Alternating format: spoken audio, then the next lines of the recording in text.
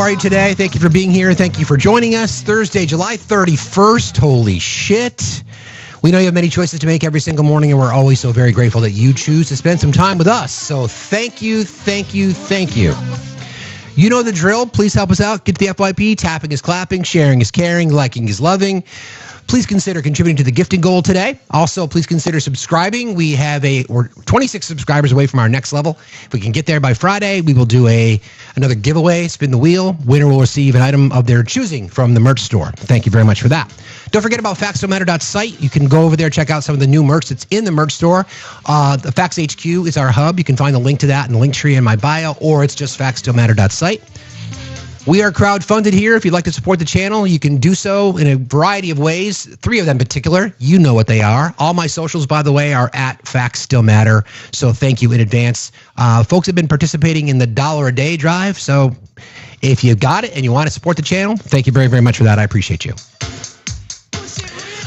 All right, everybody good? Everybody got plans for the weekend? Okay.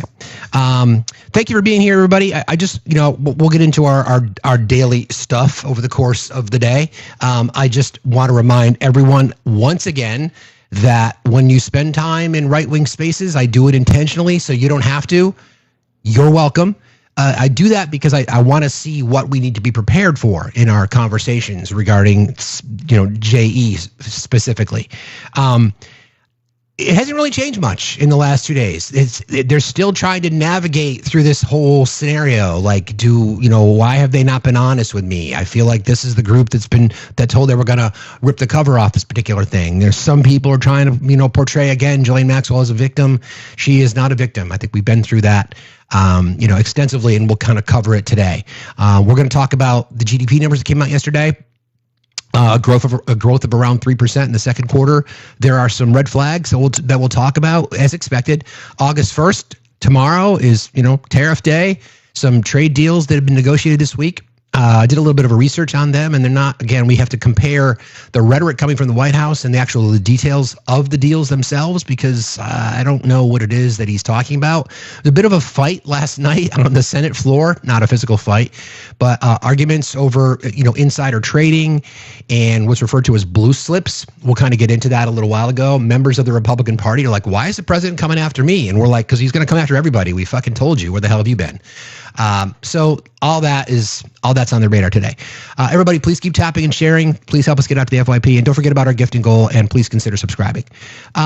So I think the latest news in regard to Ghislaine Maxwell is every single day. Let me put it this way: every single day when something comes out, right? We are in a position where we are able to easily expose the lie. So one of the many lies that have been told throughout this entire process, a lot of the lies, I should say, land squarely at the feet of Pam Bondi. At the direction of the president, self-preservation to do him a solid since he gave her the attorney general job. Don't forget, he contributed to her campaign when she was the AG in Florida at around the time that the state of Florida was investigating Trump University. She got like a $25,000 donation towards her campaign. And then within days, thank you, Swishy Raiders. And then within days, that case sort of just got tossed away, put on a list somewhere. Anyway, so the bulk of the lies are coming from her, and there's still a lot of pressure within the right-wing circles to try to, somebody's got to be somebody has to be a scapegoat, and we don't know who that is. But one of the most jarring moments of this entire thing. Okay, we got our daily appeal. Thank you. That's great. Appreciate you. Anyway, one of the most jarring moments to me from this entire, we're talking like 3 weeks now, was that infamous press conference that she did when she was there trying to deflect and explain things away in regards to the files and her language and the rhetoric that she used. So I just want to bring folks back in time just a little bit. So this was her answering questions, attempting to explain a few things, and I want to refresh your memory before we get into the new reporting that we have. In February, I did an interview on Fox, and it's been getting a lot of attention because I said I was asked a question about the client list, and my response was, it's sitting on my desk to be reviewed, meaning the file along with the JFK, MLK files as well. That's what I meant by that. Okay.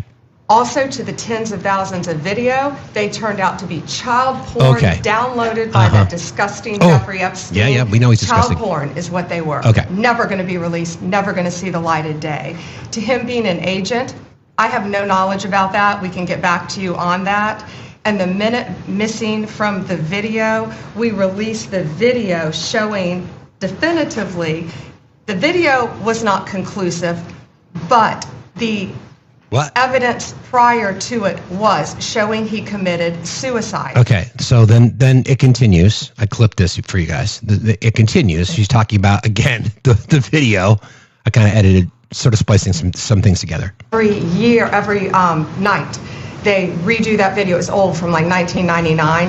And the minute missing from the video, we released the video showing definitively the video was not conclusive, but the evidence prior to it was showing he committed suicide. And what was on that, there was a minute that was off the counter.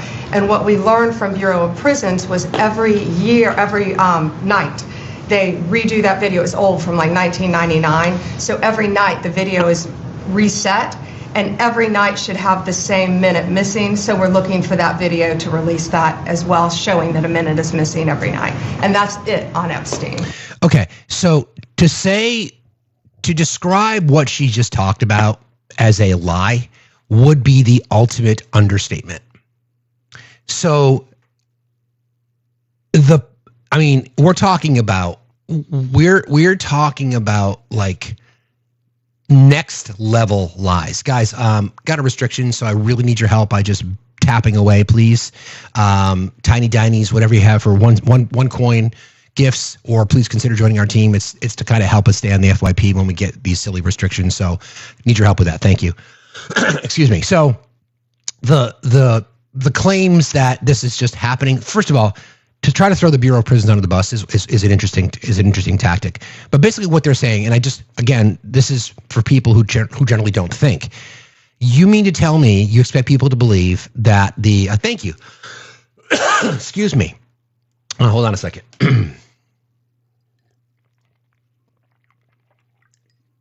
She wants people to believe that the Bureau of Prisons, going back to 1999, has a glitch in their system that deletes a minute of video every single night, and people were like believing that. Some people were.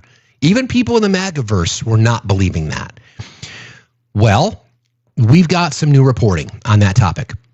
Now, this is reported by CBS. So I look at this kind of like a big picture kind of thing. So CBS, Paramount, now Paramount Skydance. I honestly believe that the Trump administration was thinking that, well, we're going to now give Paramount Skydance the opportunity to merge. They put pressure on CBS at the time, CBS Paramount, to get Stephen Colbert fired, at the canceling of the Late Show, et cetera, et cetera, et cetera. I'm thinking that they were thinking they were going to get preferential treatment, which, again, is not how journalism is supposed to work. And don't forget, there was that famous statement from Brendan Carr appointing an ombudsman, basically an auditor at CBS, as he, in his words, a biased auditor to determine what can and can't be reported. So that's crazy. So you would expect, maybe they were under the impression that there was not going to be any negative press from CBS.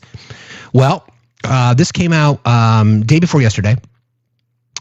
The headline: there was no missing minute in the original Epstein jail video, government sources say. The missing minute from the surveillance video at the Manhattan Metropolitan Correctional Center, where Epstein lost his life in 2019, may not be missing at all, CBS News has learned, when the Justice Department and the FBI released nearly 11 hours of footage earlier this month. The time code on the screen jumped forward 1 minute just before midnight, prompting questions about the 1 minute gap. The video shows part of the area near the cell where Epstein was being held the night he lost his life, in what medical examiners ruled a self-unaliving. A government source familiar with the investigation says the FBI the Bureau of Prisons that Pam Bondi tried to throw under the bus, and the Department of Justice Inspector General are all in possession of a copy of video that does not cut from just before 11:59 p.m. to midnight to the night Epstein passed away by suicide in his cell. Again, to be clear, a government source says the FBI, the Bureau of Prisons, and the Department of Justice Inspector General are all in possession of a copy of the video that does not cut out. Okay? Pam Bondi lying. So we know that because forensic sleuths went out there and pieced it together and got into the metadata and looked at it and were like, no, this has been edited. This has clearly been edited. The claim that they made was what they shared was the raw video. It's not the raw video. It's just not. It's just a bold-faced lie. So once again, when she said, I know it's like, well, we're getting into that, girl. Yeah, it looks like it could be upwards of 3 minutes with video screens spliced together. That's what this story is uncovering. So for her to say that this is what happens every single night, so we're going to go back and look at the other video, and it's every single night, and no, it's just a flat out lie. Okay. What is unclear is why that section was missing when the FBI released what it said was raw footage from the inside the special housing unit the night Epstein lost his life, August 9th through the 10th of 2019. The recording came from what officials said was the only relevant video camera that was recording its footage in the unit. This video has been cited by multiple government officials as a key piece of evidence in the determination that Epstein took his own life. So again, think about this, right? The conspiracy theory connected to that, maybe he was not, maybe he didn't take his own life. Okay. If you've seen the screen grabs, you guys have all seen it. You've seen the screen grab. The doors that you're looking at is not his cell. His cell is off in the distance. Okay. And you can see at one point, there's no one outside his cell door. And then at the next point, there are officers that are attempting to treat him and or revive him. But we're talking about a gap of time. And Pam Bondi's claim and the United States Justice Department's claim was that it's missing a missing minute, and it happens every single night because the computer systems and the camera systems are old. Friends, it is a bold-faced fucking lie. Okay? I don't know how else I'm not going to sugarcoat it. It's as big a lie as you can tell. Again, what is unclear is why it's missing. Epstein's passing, as with many aspects of his high-profile trafficking case, has become fodder for conspiracy theories. The missing minute added to the conjecture after the release of the video, when news organizations and amateur sleuths who review the video quickly noticed the on-screen jump in the timestamp. Attorney General Pam Bondi was questioned about the gap during a July 8 cabinet meeting with the president. She said the missing minute was the result of a nightly reset of the video that caused the recording system to miss one recording minute every night, and attributed that information to the Bureau of Prisons. Damn. There was a minute that was off the counter that we learned from the Bureau of Prisons was every year, every night, they redo that video. The equipment was old from like 1999, so every night is reset. So every night should have the same missing minute, she said. Bondi said the department would share other video that showed the same thing happened every night when the video system reset. That video, however, has not yet been released because they think people are going to forget about it. We're not going to let you forget about that. Experts in surveillance video, including video forensics professionals, told CBS that a nightly reset would have been unusual and was not something that they encountered in any video systems that they studied. One thing is clear, forensics experts say, is that the version of the recording released by the FBI was edited and not the raw video as stated. Bondi, FBI Director Dan Bonino, and others have said publicly that the video would be released unaltered, and it wasn't. When the DOJ and the FBI shared the video with the public, they said in a news release that it was the full raw video and that, quote, anyone entering or attempting to enter the tier where Epstein's cell was located from the SHU common area would have been captured by this footage. Jim Stafford was one of the several video forensics analysts who looked at the video for CBS using specialized software to extract the underlying coding known as metadata. He said the metadata showed that the file was first created on May 23rd of this year and that it was likely a, quote, screen capture, not an actual export of the raw file. He told CBS the metadata showed that the video was, in fact, 2 separate videos stitched together. It was also slightly sped up. So the video covering 11 hours runs approximately 10 hours and 53 minutes in length. CBS asked the FBI and the Justice Department for a response, but they declined to comment. The Bureau of Prisons said they had no additional information to provide. So, the reason that we keep talking about it is because stuff like this keeps coming out. Stuff like this, right? Are people going to accept the fact that this is a massive cover-up of a global scale? And at the heart of this thing is the twice impeached, 4-time indicted, sexually abusing, fraudster, convicted felon name on a list. Best friends for 20 years with J.E. Donald Trump. And his Justice Department is lying to cover for him. I guess, are they covering for him? Are they covering for themselves? At this point, you know, we can't say that Pam Bondi has perjured herself because she just spoke at a presser. But for her, I want her questioned. Of course, the Republicans are not going to do that. Part of the reason that they wanted the House to get the fuck out of town, they're not going to do that, right? They're not, covering for the CIA. I don't know who they're covering for, but if there's, I don't want to. Again, my opinion. I've already seen comments flying by in the chat. Don't forget, young Luke Brunel lost his life in prison. He was a prominent name on the list. And I want to address this. We have access to the Black Book. That's information that's already been published. We have a list of people that are connected to this. And I was talking about this yesterday with someone. What we have to be very clear of in this particular space is people have Black Books. People have contact lists. People have contacts, right? And I think this is reasonable and objective to say that just because your name is on a contact list or in a book does not mean that you're guilty of crimes. I think we can honestly say that safely. The problem is that some of the names that are on this list, like Jimmy Buffett's name is in the contact list, right? So are we now going to make an assumption that Jimmy Buffett had participated in these crimes against children? That's the hard part. What I think would be relevant, though, is if people are in this list, they should be, especially because it's a fucking hot potato right now, shouldn't they be coming out and making some kind of public statement? It's a tough call. Obama's not on the list.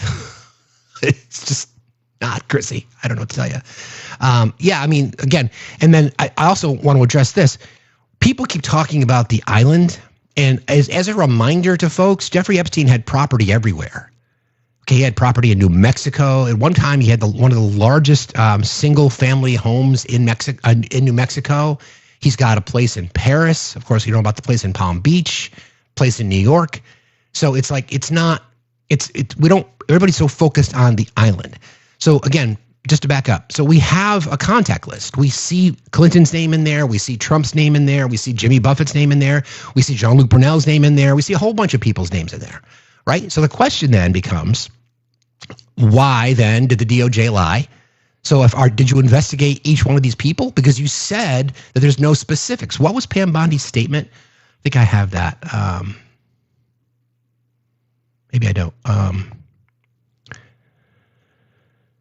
So the Epstein case has been formally closed by the Department of Justice. They released In early July, the DOJ and FBI released a memo stating that an extensive review found no evidence of a specific client list and no credible evidence that Epstein blackmailed prominent individuals. Furthermore, the memo reiterated that Epstein took his own life consistent with reporting. The problem with that statement right there is that this list has already been publicized. The contact list has already been publicized. We know from the Michael Wolff reporting, it's not just about the contact list. It's about what Jeffrey Epstein allegedly had, right?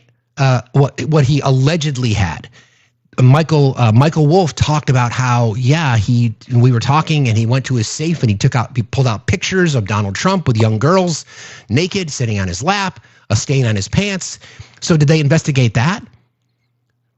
I think we spend too much time talking about the list because there's no way around the list, the contact list, because Donald Trump's name is all over it, as is Bill Clinton's, as are other people. Now, we went through this exercise the other day, trying to disseminate and or explain some of the statements that Trump has made. He's talked about how Clinton's on the list 28 times. It doesn't show up that way. It shows up as contacts, different phone numbers, right? And again, I'm not defending Bill Clinton because I think he's probably part of this problem too, and I want his ass under the fucking jail like everybody else connected to this. What I'm trying to say is, just because, how do I want to say this? Just because someone's name is in a black book or on a contact sheet does not mean that they are part of this. That makes sense. Does everybody agree with that for the most part? What we're missing here is the evidence of crimes, with the exception of witness testimony. So we have young girls who have been assaulted, who have been abused, who've been raped, who've been groomed. We talked about the story of Virginia Dufresne yesterday, about how she was stolen, right? Stolen from Mar-a-Lago. And again, I saw right-wing creators talking about this last night. I had a job when I was 13. I don't see what the big deal is. You see, so again, that's what's going to end up happening. Those are sort of the arguments that they're going to try to make. Okay? So you put 2 and 2 together and it equals 4. MAGA thinks it equals a bologna sandwich. Now, yes, a lot of this is circumstantial, but when we look at the track record, right? For example, the Access Hollywood tape, right? The Access Hollywood tape was the playbook for how Donald Trump assaulted women, which is exactly what E. Jean Carroll described to happen to her during that assault. So don't forget, the information was shared with her therapist, was shared with her friends, and she told them the same thing, and then he told on himself.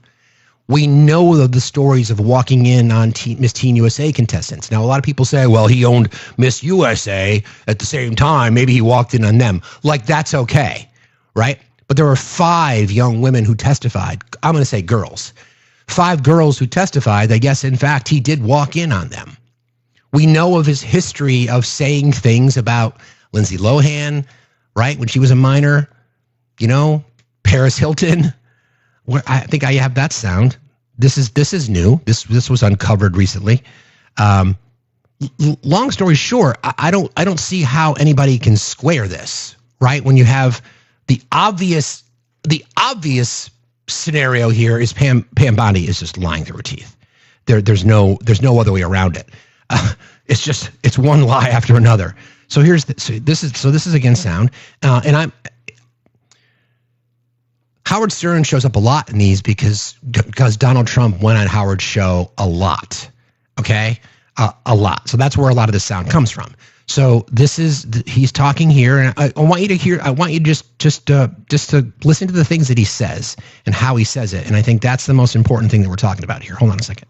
Let me do this. All right. A lot of people don't give credit to, but in actuality is really beautiful is Paris Hilton. Paris Hilton. And I've known Paris Hilton from the time she's 12. Okay, I've known her since she was 12. Okay? Her parents are friends of mine, and the first time I saw her, she walked into the room, I said, who the hell is that? Okay, I've known her since she was 12. The first time I saw her, she walked into a room and I said, who the hell is that? Which means she was 12. Okay?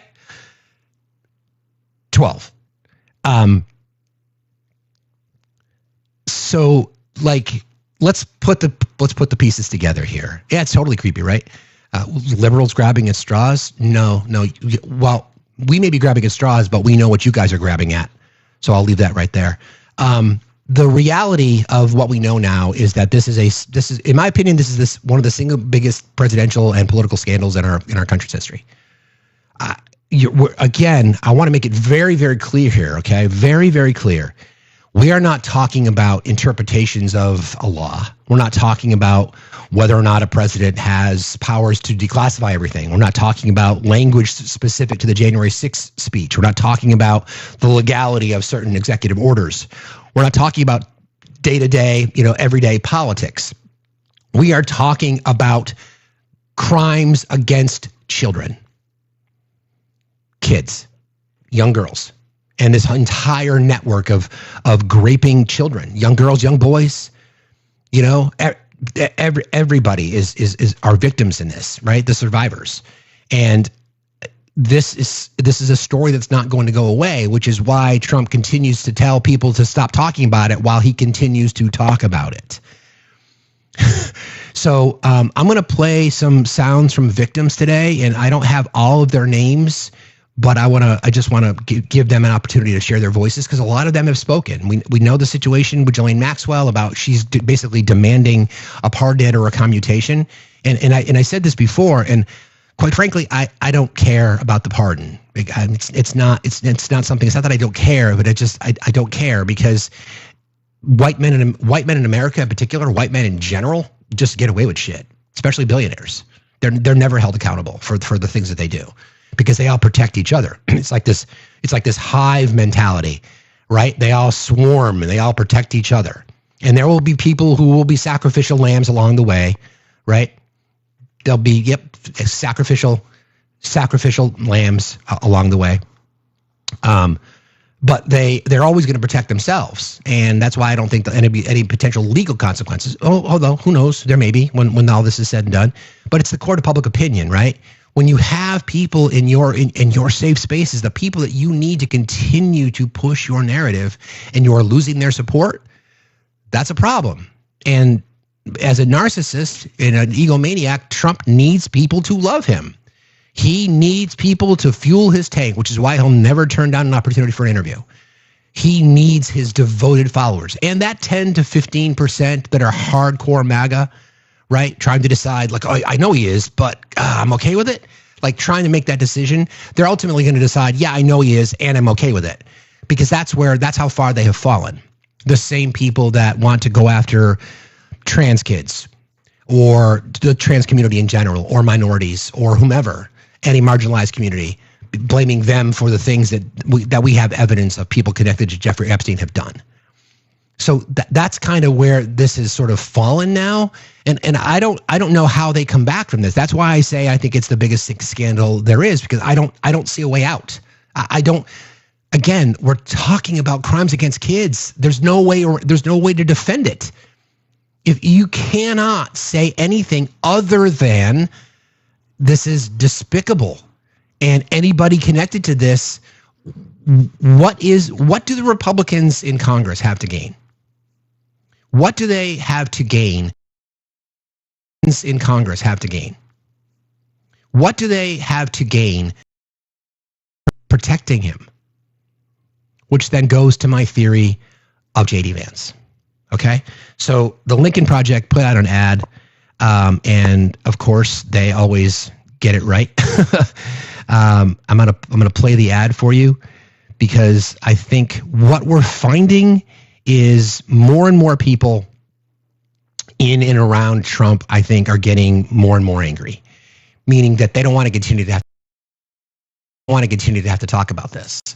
So the Lincoln Project puts out their great ads. They've been doing this for a long time. And remember what I said last week? Again, these are just my opinion. This is just my opinion. It is not a coincidence that J.D. Vance went to Montana to meet with Rupert and Lachlan Murdoch. Okay, it's not a coincidence. Don't forget, News Corp owns the Wall Street Journal as well as Fox News.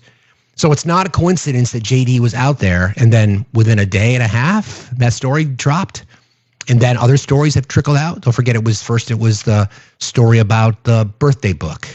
Then it was the story about how Pam Bondi did in fact notify Trump back in May that he was on the list. Then it was a story about Clinton also being on the list. So they've been dribbling out these little stories. So this is how the Lincoln Project has described it, and it's telling because they usually get it right. I'll just play it for you. Donald, you thought you sent J.D. Vance to talk to Rupert Murdoch about stopping the Epstein story. Well, that didn't work. But there's something you should worry about, Donald. Something you should think about. What if J.D. Vance cuts a deal with Rupert? Maybe J.D. Vance and Rupert figured out the succession. Who comes after you? They don't want to wait. Maybe they talked about when to start the 25th Amendment process to take you out. You should have sent Don Jr. or someone else that you could trust. Because you know J.D. Vance will tell anybody whatever it takes to get what he wants. And Rupert, he won't just listen to J.D. He'll take action. Mm-hmm. And if J.D. and Rupert get their way, you'll lose, Donald. You'll lose everything. I think that's right. Like I really believe I really believe the impact of this is further reaching than what we normally, or that I've heard most people talk about. Because I look at it from 100,000 feet, right? And I've talked about this, about how, advertisers don't want to be connected to this, right? What an opportunity for people in the conservative space to say this was the final straw. We cannot tolerate anybody being connected to this in any way. And there's been so much distrust and pivoting and deflection coming from the administration. Who do we believe? We want to get down to the bottom of this, because don't forget, Mike Johnson in the House, he's taking directions from the president. Like, you got to help me out here. You got to send Congress home or do whatever the fuck you can. Yes, sir. Yes, sir. I will do that. Yes, sir. No problem. No problem. I think that the entire Peter Thiel funded J.D. Vance wing of the Republican Party, the theocrats, are just done, right? they're just done. So I think there's going to be a lot of rumbling around this, and I don't think it's going away. And we're not going to let it go away. I can promise you that we're going to continue to cover it. Thank you to, hold on a second. Excuse me, guys. Sorry about that.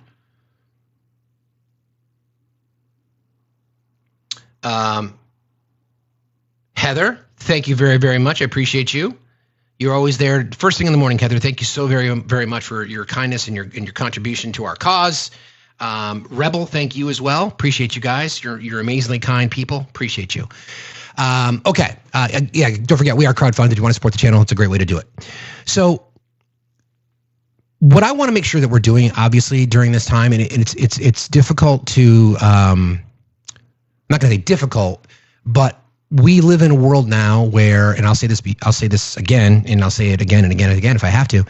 If we just believed women in general, we wouldn't be in this position, because MAGA and the conservative movement is now faced with a significant choice, right? If for example, the pardon goes through and or her sentence is commuted, and then she testifies, right? And then I'm just hypothesizing here, okay? So bear with me. If she testifies and she names everybody but Donald Trump, then the right's going to jump on that, right? Okay, so I'm trying to think ahead here as to what we might anticipate coming down the pipe.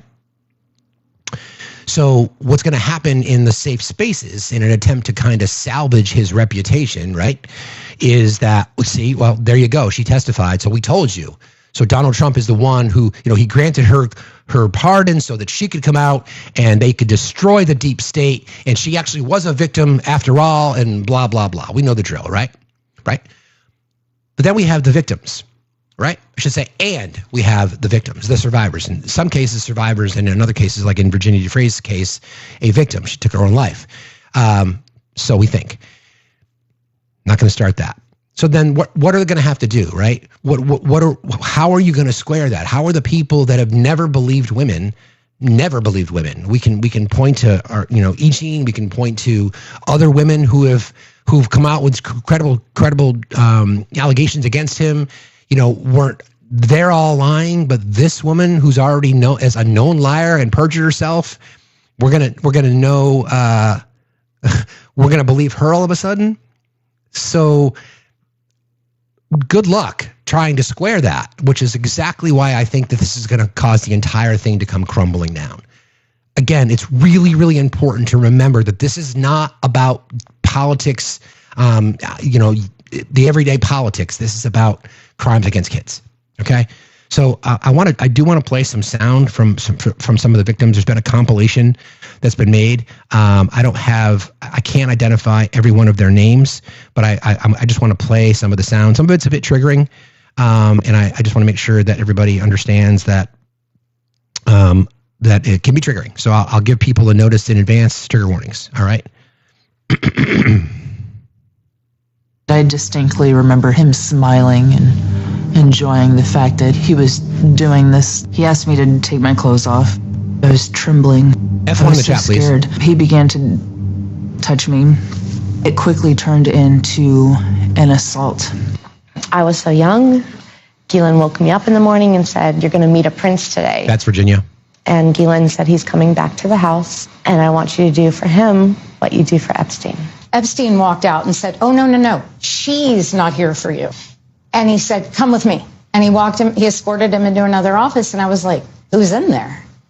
And when he said, "Oh, I thought she was 16, I thought, is there a 16-year-old in there? There's hundreds of us that were preyed upon. We thought that we were disposable, and he threw us all away.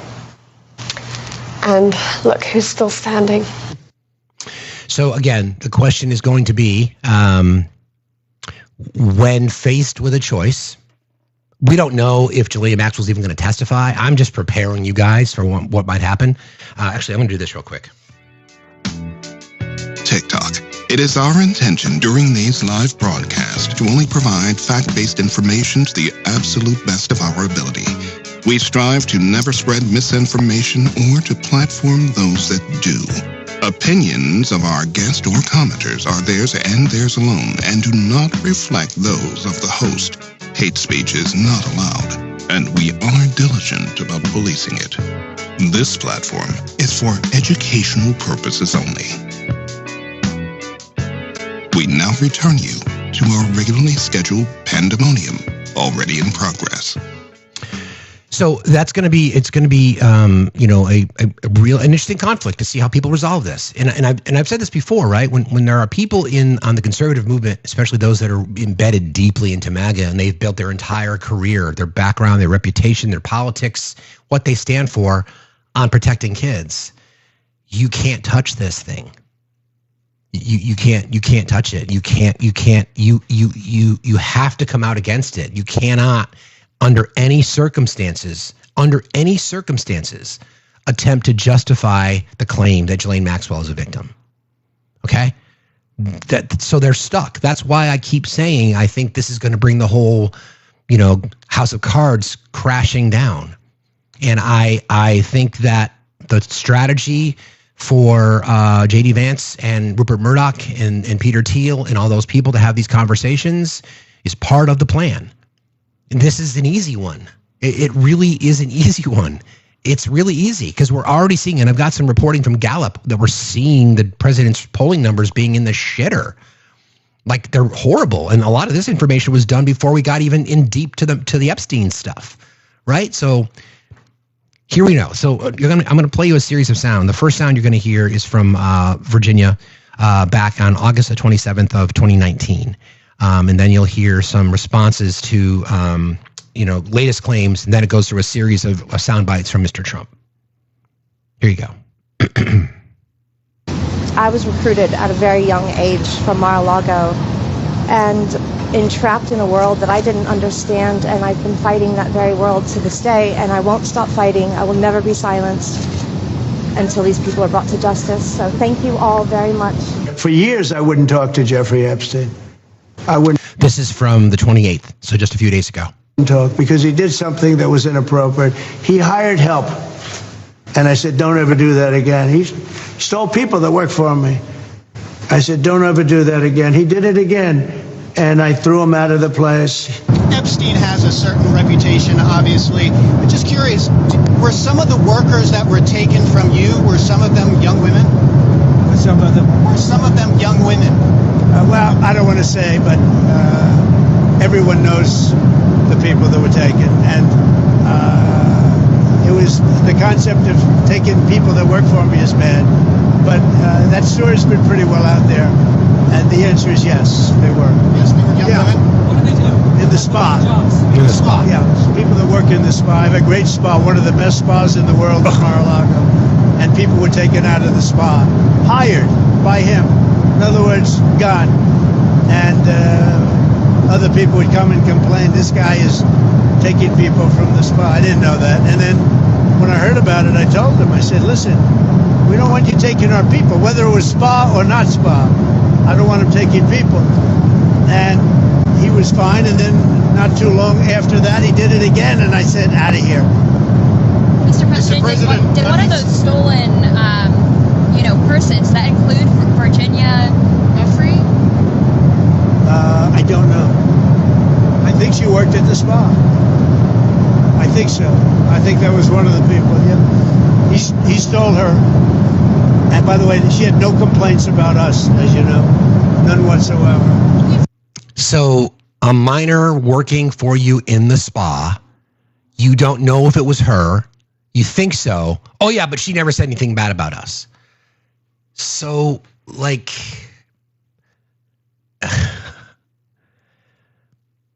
so why we keep talking about this, right? Which is why we have the testimony from the victims in this case describing exactly what Virginia described, is that they were recruited, they were targeted based on their life circumstances, right? They were targeted based on their financial situation or whatever it might be. And there were victims that testified during Ghislaine Maxwell's trial who were 14 at the time of these assaults. That she, not only was she involved in recruiting, the training, everything else that connected to it, but she also participated. She is not a victim. She's not a victim. You're right, Michelle. And he keeps talking. He just keeps opening his mouth. We're talking about trafficking. He's basically admitting to it. First of all, why do you have, taken and stolen? It's exactly, Katrina, taken and stolen. Taken. Now, again, I saw the right last night in the middle of the night when they're trying to talk. That's, by the way, that's where they go to because they don't want to expose themselves during the day. They want to hide in safe spaces. So when I talk about the right, I talk about creators who seem to think that they've got some clout when there's, they've got their 500 followers and they've got 12 people in the live and 9 of them are in a box talking about it, right? And they're saying, oh, yeah, well, I've been recruited from other, you haven't been on a job before and have somebody recruit you? You must not be very good at your work. And I'm listening to this. I'm like, are you fucking kidding me? This wasn't recruiting. This was trafficking. This was stealing. I mean, in his own words, in his own words, he stole her from me. I think so. I don't know if that was her. I don't know if that was her. Oh yeah, that was her. Yeah, I think that was her. She was in the spa, the greatest spa in the world, by the best spa in the world. Oh yeah, she had nothing bad to say about us.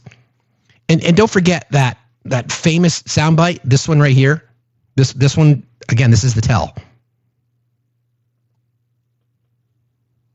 They were run by Chris Wray and they were run by Comey, and because it was actually even before that administration, right? They've been running these files. And so much of the things that we found were fake with me. And so much of the things that we found were fake with me. And so much of the things that we found were fake. So many of the things that we found with me are fake. So many of the things that we found with me are fake. Admitting that, yes, in fact, you did know that you were part of this. Your Department of Justice AG informed you that you were part of this. You went in front of the American people and said, "Oh no, I had no idea, no idea. She didn't tell me that." But everybody created a list that didn't exist. It was fake by the it was a scam. Think about the things that he said. I'm not on it. It's fake. It's not fake because the Democrats created it. It's a scam trying to distract you. I was not told by my AG that I was on it. But yes, I did say that I was on it because the stuff that they found out about me is fake. How do you keep your lies straight? That's the biggest issue at this point, right? That's the biggest issue. Hang on one second. Hold on.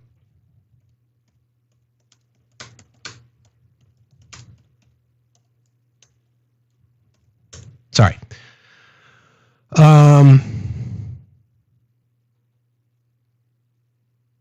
Okay. Yeah, I agree with that statement, Francis, by the way. Okay. The reason that we are going to keep talking about this is because of exactly what we just described here. It is one big lie after another. And to be honest, you know, how do I want to say this?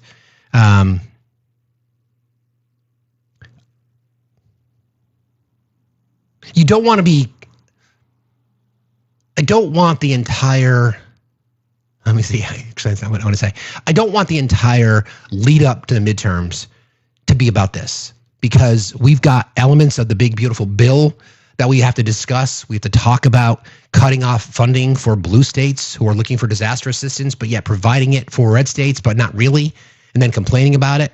We've got to talk about, you know, statements that are being made regarding, you know, accusations that Donald Trump made about Larry Summers. And then the next day, Harvard relents to try to cover his ass. We got to keep talking about these things. The Medicaid cuts, we know rural hospitals are going to close. We know children are going to lose SNAP benefits. This whole thing, to me, is why the situation in Texas is so concerning. So they released their map, as we discussed earlier. They released their map yesterday, and the initial thought was perhaps the changes that they're going to make to the map would potentially make some of those currently very secure red districts potentially in play again for some Democrats. But the way they do the maps is just impossible. So we've got this situation with quorum. There's talk about deep-pocketed, you know, Democratic donors who might be willing to flip the bill for Democrats in the state to leave. So Texas has a rule in their legislature that there has to be a certain number of people in attendance. Thank you. That's nice. A certain number of people in attendance to vote. And if all the Democrats leave, then they won't have enough. So it's a quorum, right? They won't have enough to proceed with signing this into law. Okay. So the problem is it's like a $500 a day fine, and it potentially subjects members of Congress, members of the state legislature, to an arrest. Now think about that for a second, right? Jasmine is safe, because I was looking at the map, because her district is pretty safe. They can't really divide it up. I was thinking about this yesterday. What does it tell you, right? That Republicans in Texas are so afraid of democracy that they want to pass a law that says, if you are not here, then we're going to fine you $500 a day. Members of Congress, State House, General Assembly, City Council, whatever that might be, they represent people. They're not just there. Some people are there just to take the check, but we're talking about like it's less than $20,000 a year that people that get paid for their job. It might even not even be that high. I'm not even sure. I think the last time I saw, I think it was like $15,000 a year they get for being a member of the Texas legislature. So nobody can afford $500 a day, because the session could last as much as 30 days. But the message that the Republicans are sending voters in Texas is that we don't give a fuck about your voice. We don't care. We just want power. There is no justification for doing what they're doing. None whatsoever. So you're going to fine the people $500 a day, and they can be subjected to arrest because they're standing there. They're literally doing their job. They are literally doing their job, protecting the voice of their constituents. That's what they're there to do. By the way, I don't know if you saw the video of Justin Jones. You guys will appreciate this story. I'll digress for just a second. There was video of Justin Jones, who represents Nashville, and there was a meeting talking about some infrastructure development regarding I think it was trains or public transportation, and he went to the hearing because he represents the people in that district, and they refused to let him into the room.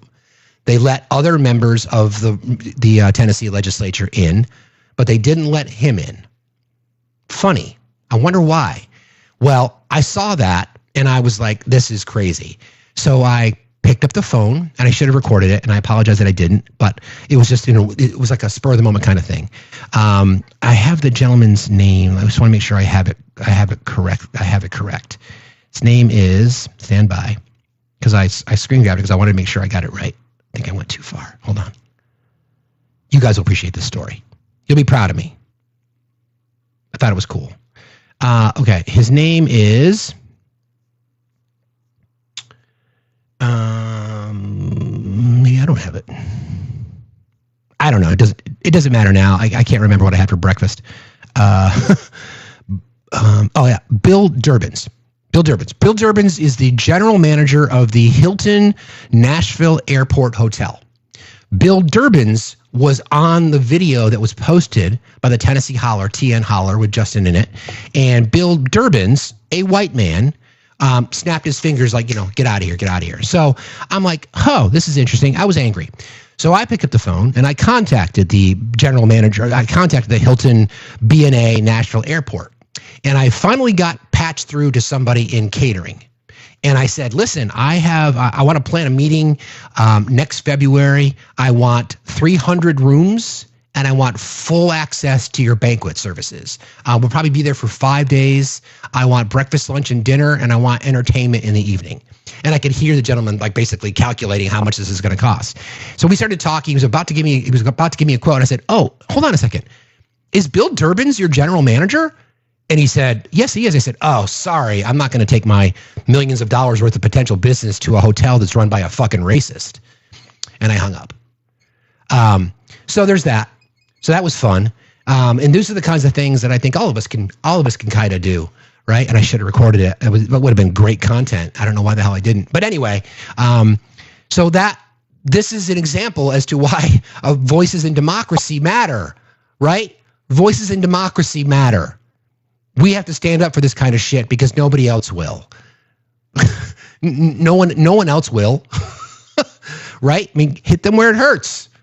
And I'm sure that catering manager is not going to forget that phone call. They'll talk about it. I'm sure that person's going to be like, damn, what the hell happened? And then they're going to see Mr. Durbin's name all over social media. And yeah, that's my gift to you, Tennessee. You're welcome. Okay, so then just to kind of close the loop on this, and we'll continue to talk about it. You've got a situation now where even the right is starting to see it. Even the right's like, these people are just fucking lying to us. They're just lying.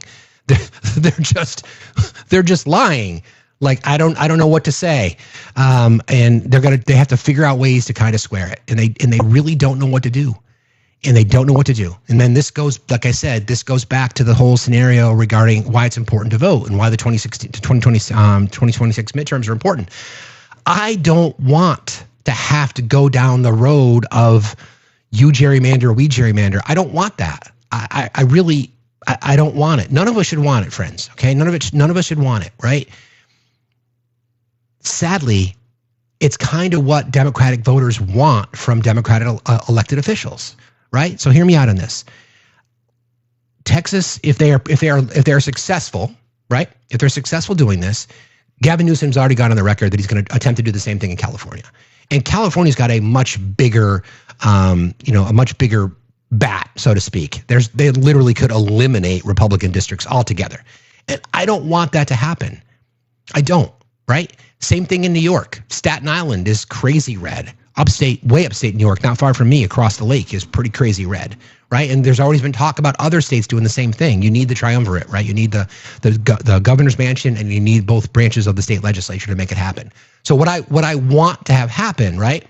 What I'd like to see happen, and to be honest, if Gavin Newsom is even going to for me to consider supporting him as a candidate, primaries. If he's on the ticket in 2028, he will get my vote because I know what's at stake.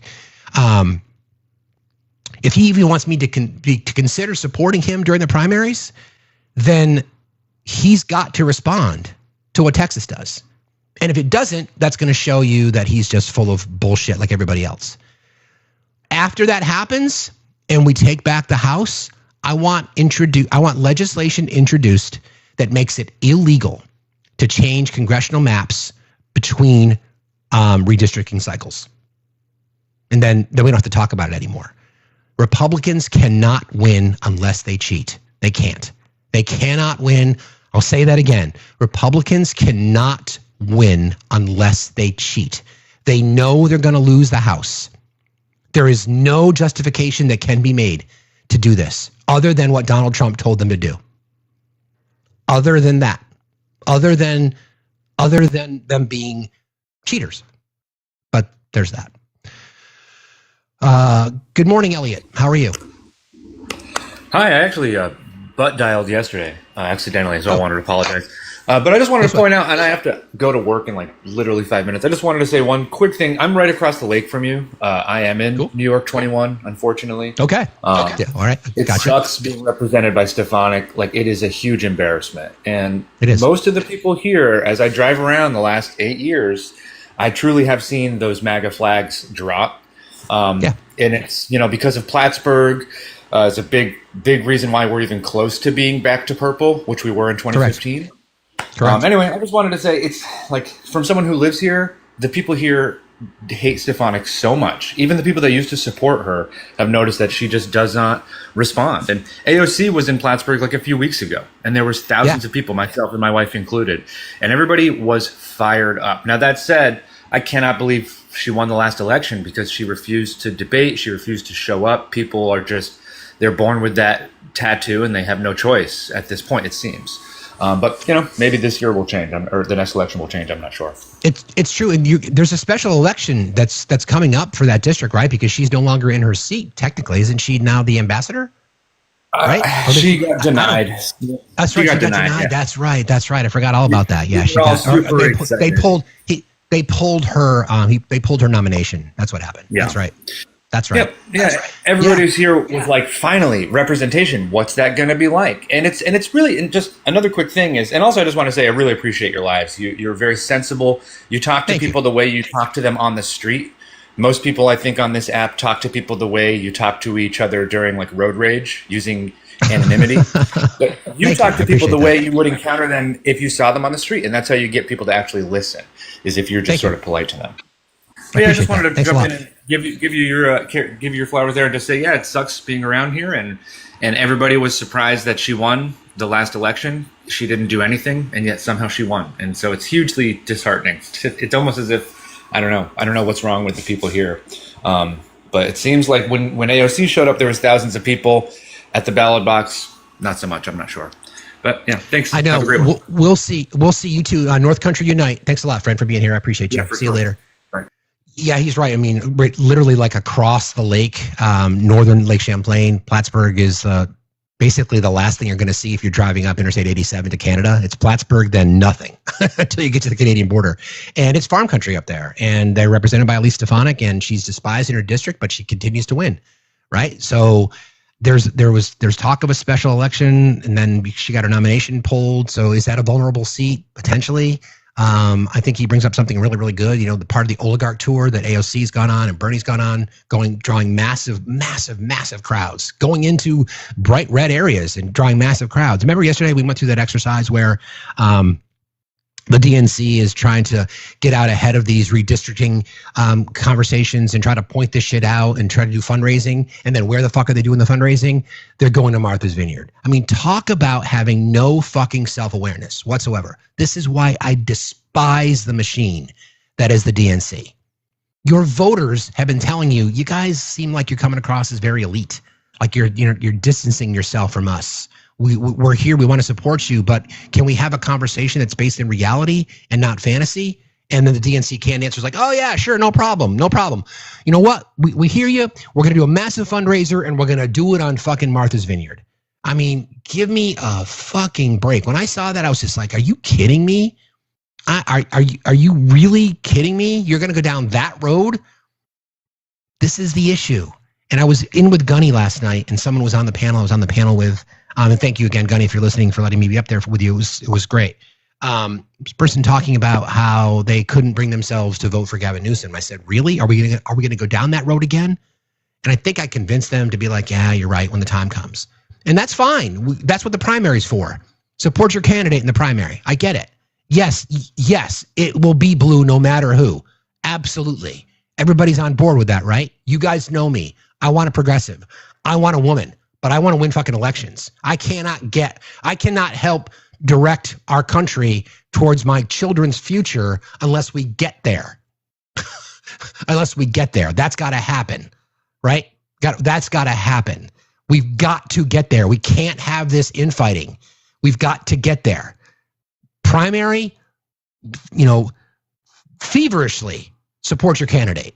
Prop them up, phone bank for them, call, donate to their campaign, remind others to do the same thing. That's what the primary is for.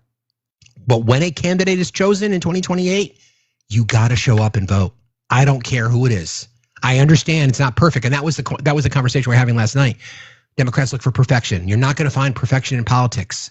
There's no one that's ever going to check all the boxes. That's what politics is for. You're supposed to be able to then pressure your candidate into changing. And that's what I want. Remember, we've talked about this in the past. I look at the Democratic Party as public transportation. It gets me closer to where I want to go. I'm willing to walk the rest of the way. Don't let them use these organization power and grassroots and headline names like Barack Obama. Don't let them do that shit and then go to fucking Martha's Vineyard. You could do the exact same rally and raise the exact same amount of money, if not more, if you went to Deep Red, Oklahoma and talked to the voters there. Do you guys realize that your state ranks 50th in education? Do you understand that? Do you guys understand that you are in the bottom 5 in public health, in maternal mortality, and infant mortality? You take billions of dollars from the federal government every single year. Do you want that to change? We've got a plan for you. Thank you for coming. Have a good night. By the way, Ryan Walters, fucking Nazi. And Ryan Walters, somebody check his browser history. Why does it have to be the same old? Literally, that should make you angry. Call your representatives, especially if they're a Democrat, and say, do you have anybody in the DNC that you can talk to? Can you explain to me why the fuck are they doing a fundraiser on Martha's Vineyard? Why? Can you tell me why? Seriously, does that make sense? Because the people who live in Martha's Vineyard could literally help the constituents in Texas. They could help fund the walkout in Texas. Let them do that. But to go there with people, with some of the leadership in the Republican Party in the Democratic Party, the Democrats don't like. I'm sick of seeing Nancy Pelosi's face. I'm done. Thank you for your service as a Speaker of the House. I'm just so tired of hearing from her. I'm done. I'm done with some of the senior leaders in the Democratic Party. I don't mean to be ageist, but I'm done. I'm fucking done. I want to hear from AOC more. I want to hear from Jasmine Crockett more. I want to hear from Max Frost more. I want to hear from the squad more. I'm done. And it's the same old script. And humbly speaking, that's why I do this. Because you need independent voices. You need people to call out both sides. And one of the Chuck Schumer, done. See ya. Hakeem Jeffries, bro, you got a lot of work to do to regain my confidence in you, because I am incredibly disappointed. Incredibly disappointed. What happened to Hakeem the fighter for the working class? You're going to stand there and tell the citizens of New York City, who jumped on the Mamdani train because they wanted a different voice, and you've not yet come out and supported him?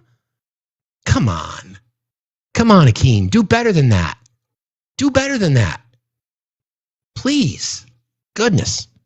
It's crazy. Everybody keep tapping and sharing, please. Wesleyan, how are you today? Yeah, Facts. Good morning. I love your show. I watch it all the time. Needless to say. Thank you.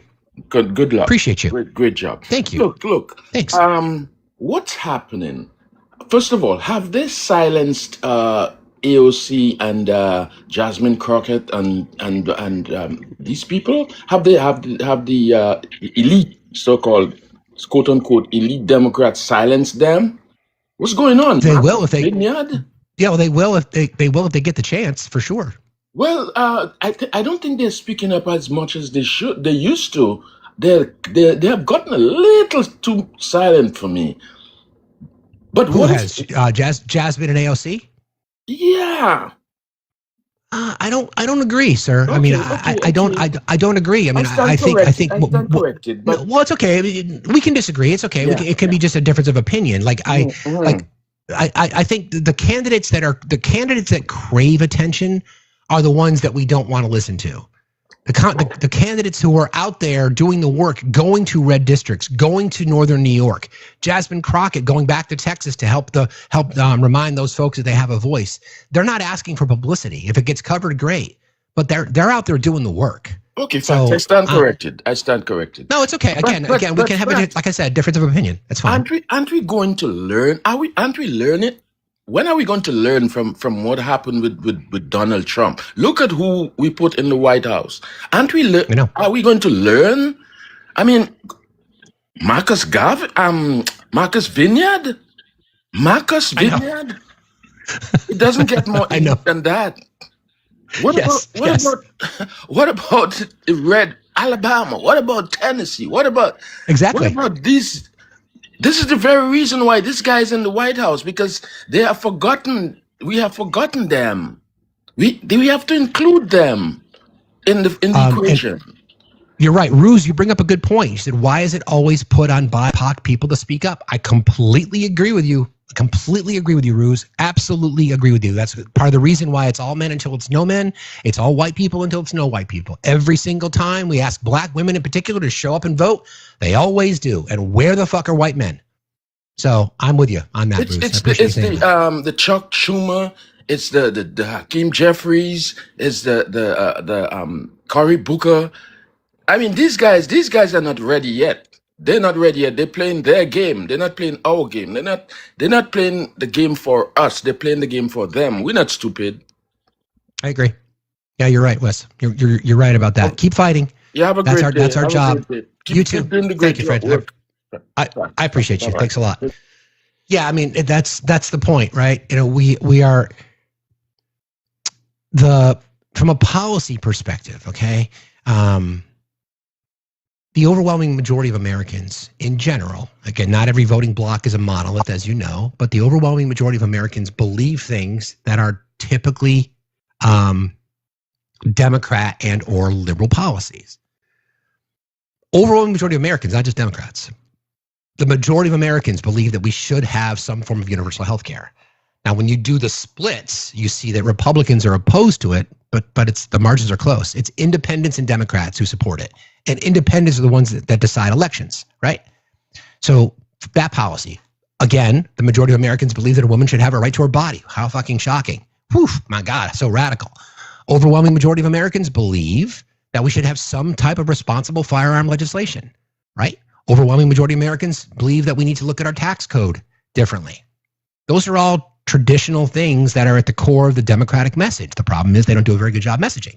It's the feckless and spineless nature of status quo Democrats that have people pissed off. So if you see someone like Gavin Newsom going public saying whether Texas gerrymanders the shit out of their state or not, we're going to do it. I want to see that. I want to see, because first of all, it does two things. It puts the Republicans on blast because they don't think the Democrats will do it. And how are they going to defend it? What are they going to say? What are they going to say? How is the Mike Johnson spin machine expected to say, well, Texas is doing this, Mr. Speaker, have you seen that California, because of what Texas is doing with gerrymandering their districts and redistricting in between the censuses, have you seen California is going to do the same thing? Care to comment? Well, Democrat, what's he going to say? Like, what? Seriously. So do it, right? And then change the law. And then get whether it be, you're not going to get a constitutional amendment, but you get a law. You pass a law that says there is no more between the census redistricting allowed, unless it's under this particular circumstance and whatever that might be. And that's it. I don't want to do that because I believe in democracy. I believe in the power of the vote. I really do. I believe in the integrity of elections. I really, really do. But if that's the game that the Democrat or the Republicans are going to play, then I don't know how else we can avoid it. So we got to do it. So my eyes are on you, Gavin Newsom. I'm watching you. You still have to earn my vote, dude. You're not there yet. You're not there yet. But I have come around on certain things just because of the way that he is approaching these kinds of things. He's basically telling the president to fuck off. You're a fucking liar. I don't believe you. You're a liar. You've been lying to the American public. You lied about California. You know, it cost people lives. You lied about the water. You lied about this. You lied about the riots. You lied about all of it. So we're prepared to fight, and I'd like to see him fight. So that's my hope for the future of the Democratic Party. By the way, I wrote an expose. If you go to my Substack, you'll find it there. You can see my plan for retaking our country, and what the Democratic platform should look like and how we fight back, if you're interested. Okay.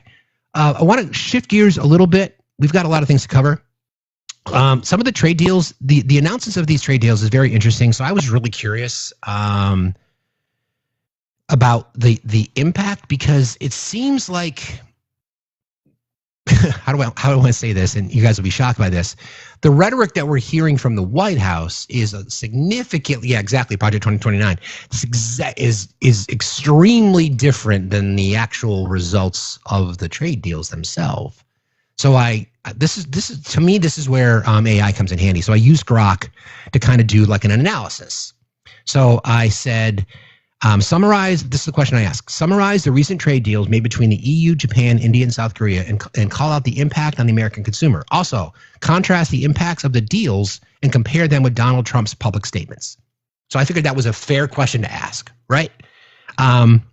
Okay, so these are the results that Grok had. It's just not working. Hold on. Oop, hold on a second. I literally have a system meltdown. All right, there we go. We're back. All right, again, that was the question. The U.S. recently struck trade frameworks with both the EU and Japan, establishing 15% tariffs on most imports, lower than the threatened 30%, but above the previous base levels of 10%, the volatility. In return, the EU pledged around $600 billion in investments, but they can't guarantee it because those investments have to come from individuals, right? Individual corporations, not the EU as a whole, right? Every country in the EU would have to commit to that, and they can't, right? And also to import $750 billion in U.S. energy by 2028. The details from the Japan deal mirror the structure, with the exception of Donald Trump's public statement, and I can play it for you. Hold on. Because, again, every time he opens his mouth, it makes it easy for us to question what the fuck it is that he's talking about. So he went on the record and said this at that infamous event that he did with Jerome Powell and the whole, $3.1 billion to refurbish the Fed. That it was the same. It's the same press conference. So this is what he had to say about the details of the Japan deal, specifically. Their economy to everybody. This was not easy. This took, a lot of people walk. Like Japan? Well, it depends. What Japan did is they brought down their tariffs. They gave us $550 billion because they didn't want to pay 20. They were 28%. And they gave us $550 billion up front. 100%, 500. We get 90, they get 10. 90%, they get 10. And there's no payment. It's not a loan or anything. It's a signing bonus. But it is a loan. Actually, it is a loan. So that's, again, part of the lie. Part of the deal in the negotiation are the elements of how this money would then be invested, and it is a loan. So there is not an officially finalized deal with India, although because the president has said that there is. Similarly with South Korea. South Korea agreed to a deal where U.S. tariffs on its exports, including autos, are set at 15% instead of the threatened 25%. In exchange, South Korea will invest $350 billion in U.S. projects, shipbuilding, chips, batteries, and purchase $100 billion in energy products, likely things they would have done anyway. So they'll just use this as an opportunity to call it a win from the White House. And in India, the U.S. is set to impose a 25% tariff on Indian imports starting August 1st, reflecting stalled negotiations and an Indian resistance on market opening, especially agriculture. We know that deal has been sort of finalized, as they say, but the details are very vague. This is the impact. Again, I asked Grok this. Remember, the question that I asked was this. Where is it? Summarize the recent trade deals made between the EU, Japan, India, and South Korea, and call out the impact on American consumers. Also, please contrast the impacts of the deals with Donald Trump's rhetoric and public statements. Okay? So that's the question that I asked. Impact on U.S. consumers. Rising prices. American consumers will face higher prices on European, Japanese, and Korean imports. Tariffs act like hidden taxes, and economists warn that companies may pass along most of these costs to the American consumer.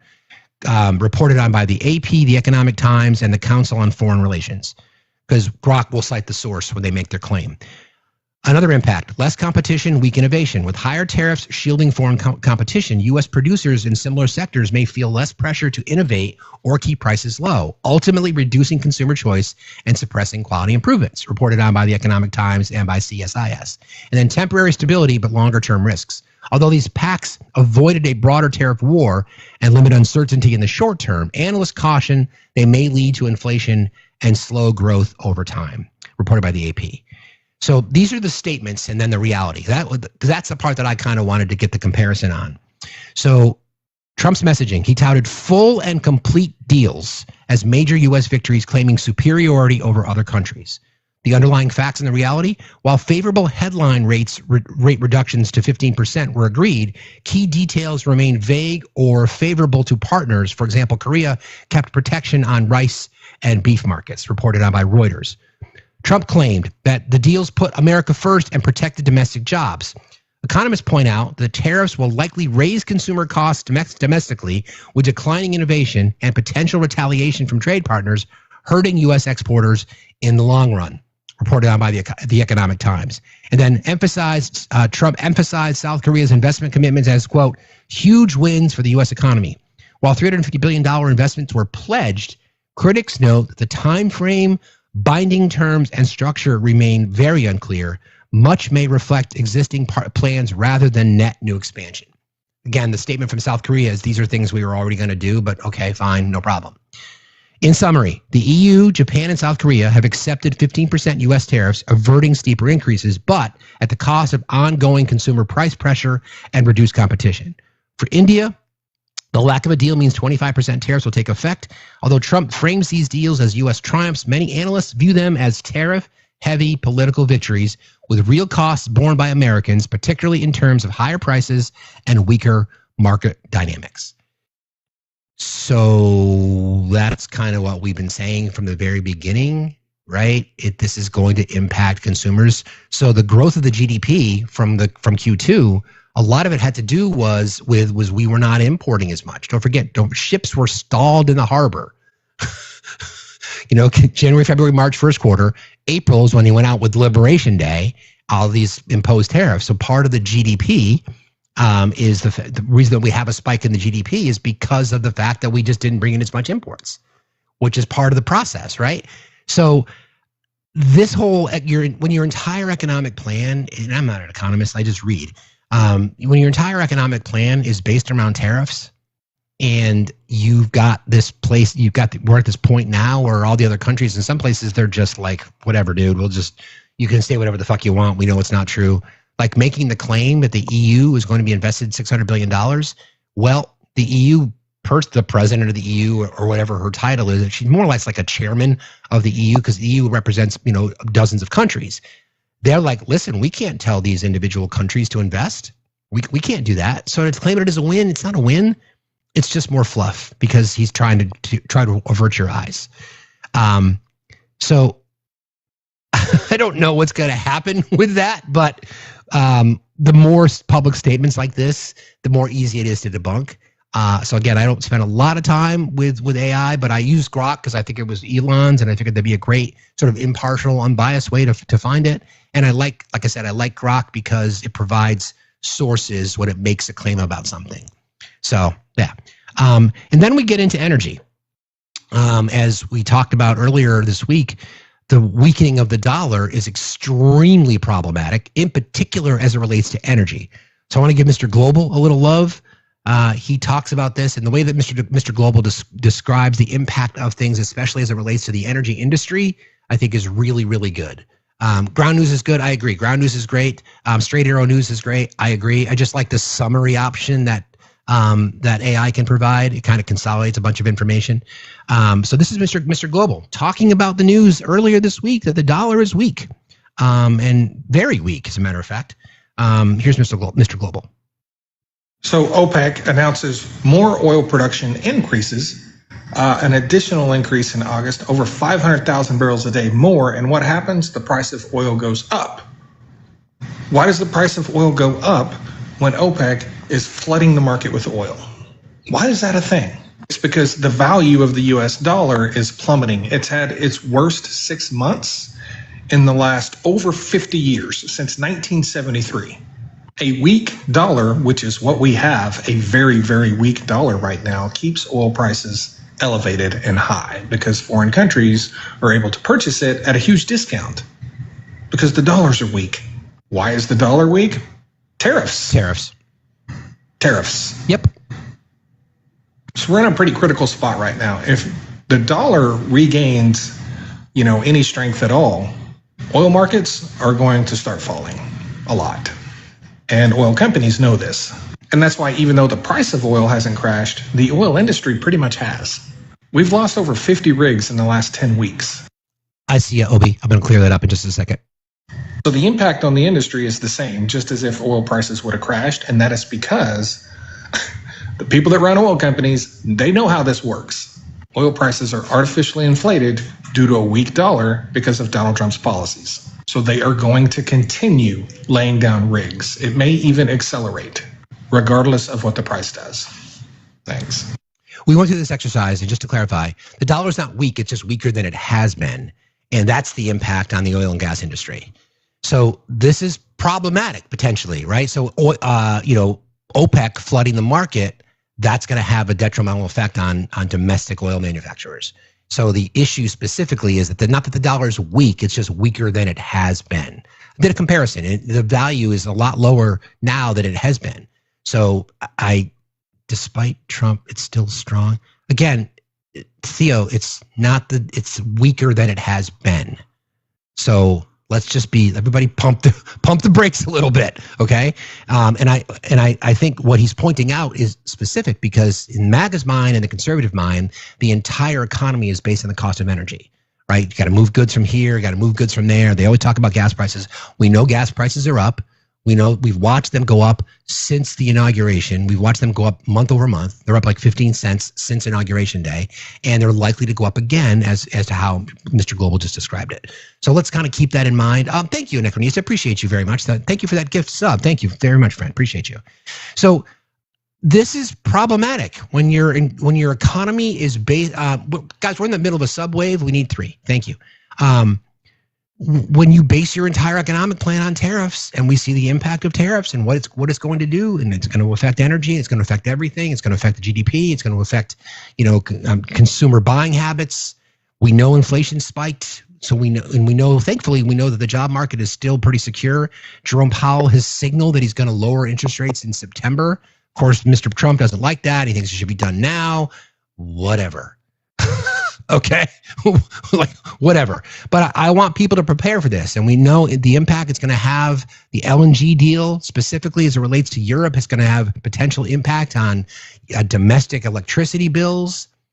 So we got to put our heads, make sure our heads are securely fastened and we're keeping our eyes forward. We got you. We'll take care of a lot of the details for you, but just don't forget that there's all these things that are churning out there as we navigate through the fact that Donald Trump is a predator, because that's still the most important story of the day. Have you noticed, by the way, that the right has stopped talking about Obama? Because have you noticed that? Because no one came out to Tulsi Gabbard's defense, by the way. No one has come out to her defense. It's like, yeah, well, in general, they haven't entirely stopped talking about it, but a lot of them have. So let's just be mindful of that. There was a claim made yesterday, and I'm not even going to get into it unless somebody brings it up today because it's just nonsense. They are doing everything they can to try to distract. Okay? All right, let me see what else I want to get in here today. I want to talk about this. I mentioned briefly yesterday the authoritarian takeover of our country. And I want to get into that. Actually, let me just do that now. It's really, it's scary. It's really scary. Before I do that, let me play the sound, because I think the context of what I'm about to get into is relevant here. And it kind of, to be honest, it relates to everything we've been talking about this morning, about how we've got this culture of grape apology. We've got this culture of women being considered property. Children now are property. We've got Republican voices thinking that children should just be told to go to work. Like, it's crazy. Let me see if I can find that. Hang on one sec, guys. Sorry. Played that one for you all. Played that for you guys. Played that. And I played that. I think I have it. Hold on a second. Everybody keep tapping and sharing. Oh, this is what I was just talking about this. So let me just remind people of the Republicans' plan to save our economy. Your kids. That's it. It's your kids. That's the whole ball game. Hold on. Here we go. This is Charlie Hurt with Charlie Kirk on Fox and Friends. A little bit more for blueberries to actually have Americans picking the blueberries, but that's wonderful. Also, allow children to do it as summer jobs. The idea that your government, that your precious government doesn't allow children to work summer jobs in blueberry fields is just mind-blowing to me. Well, it's very difficult work, by the way, and it's fine. I'm totally down with everything that you're saying, but the point is, I'm not a libertarian. For Americans to want to do these jobs, if it costs more, I'm okay with subsidizing that labor, because then I think we get more fruits and vegetables. You should reward good things and punish bad things. Do you agree? Okay, so there's a video on my page. It's like 2 or 3 videos back. It's the title of the video is "Immigrants Always Get the Job Done." I'll get to what I wanted to say about that video in just a second. But what you see is a migrant worker working in a strawberry field, busting her fucking ass, packing strawberries because they get paid by the box, busting her ass. And because the immigration policy of the Trump administration is to basically round those people up and kick them out of the country for no reason whatsoever other than the fact that they have brown skin. So the solution now to the labor shortage that's going to create is to put your kids to work in the fields. Go pick blueberry. Summer camp, hanging out with your friends, being a kid, fuck that. Get out in the field and pick those blueberries. You're a drain on our society. And remember, like I said yesterday, if you get the check promised by the government as a way of saying thank you, and a way of saying, hey, look at all the money we're making, MAGA, if that check comes because you guys certainly don't want to put your hand out, you guys don't want government assistance, you don't want government to subsidize you, you don't want to take any money from the federal government. So my expectation is you'll just tear that check up. I have a better idea, though. Why don't you go cash it and then donate all the money to a Planned Parenthood near you? That'd be fantastic. Or identify a teacher in your public schools and buy what she needs for the season, or buy what he needs for the school year. Okay? Because again, you guys don't want government assistance, do you? No, you don't. Beverly, let me check. I just saw your note. I did. Beverly, thank you so very, very much. Beverly says, huge fan of your morning show. Keep up the great stuff. Thank you very much, Beverly. I appreciate you. That's very kind. So I would do the teacher option. Good for you, TJ. That'd be fantastic. If you get your check, mods, TJ's trying to get back in the throuple. Have you noticed? If you know, you know. So that's the plan. Apparently, the Republican plan is to just put the kids in the field. Listen, I was thinking about this last night when I wanted to talk about this session. I've been working since I was 12. Is that right? 12. So in the summer, I worked on a farm.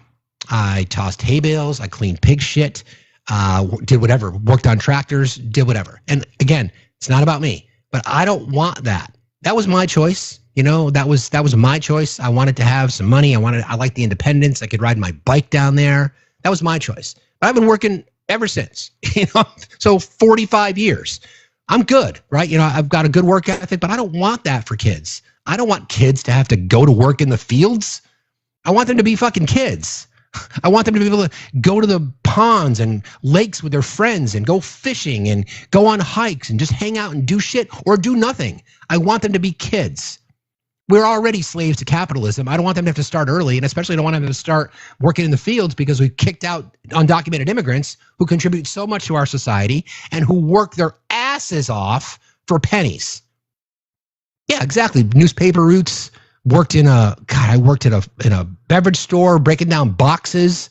I freaking did everything. Worked for the local town, mowing lawns, helped my mom out in the summertime with her classroom as she prepped for the school year, all that kind of shit.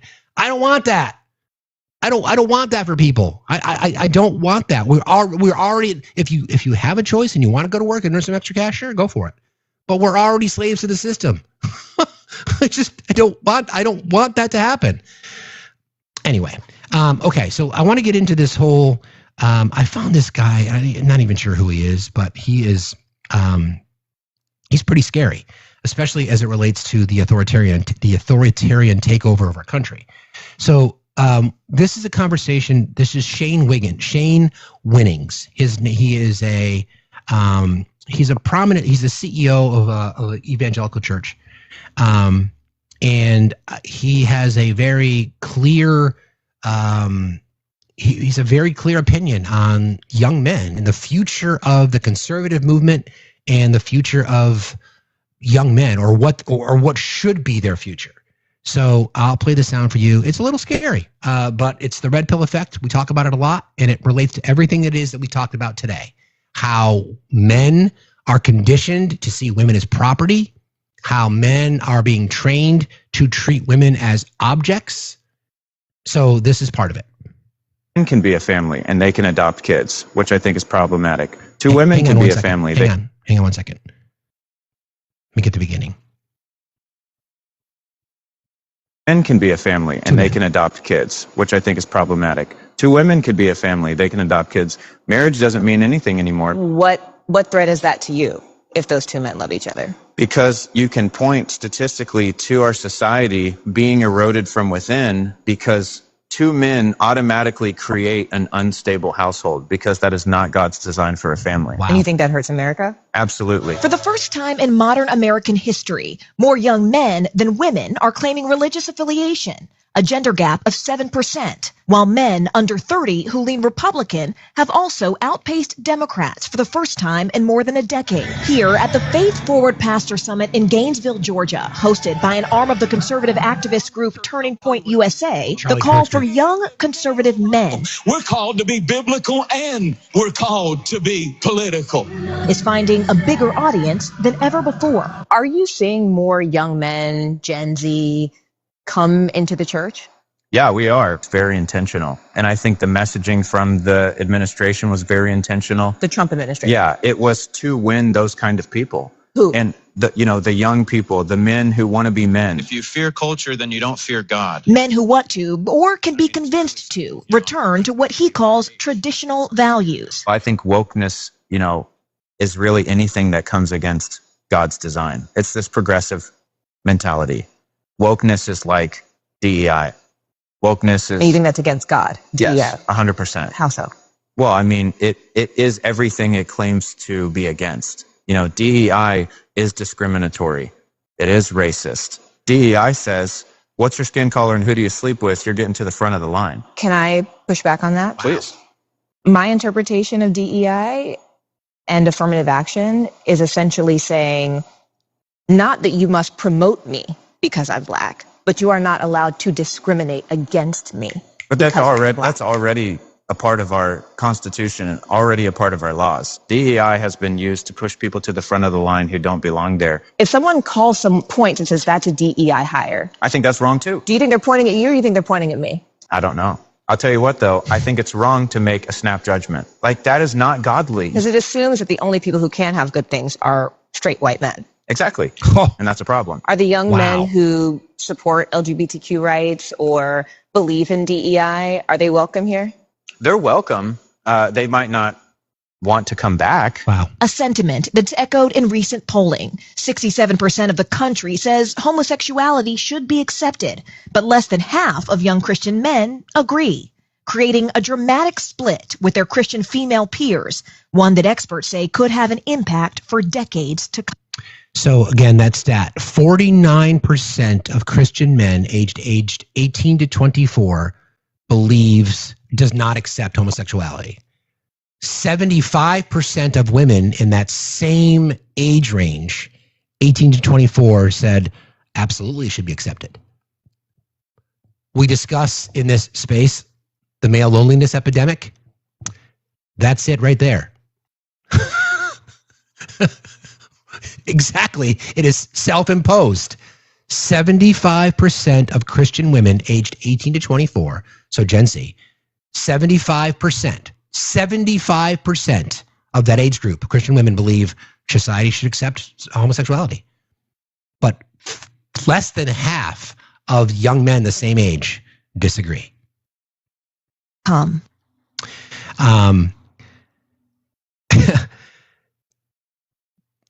This is concerning. This is really, really concerning. This is really concerning to me.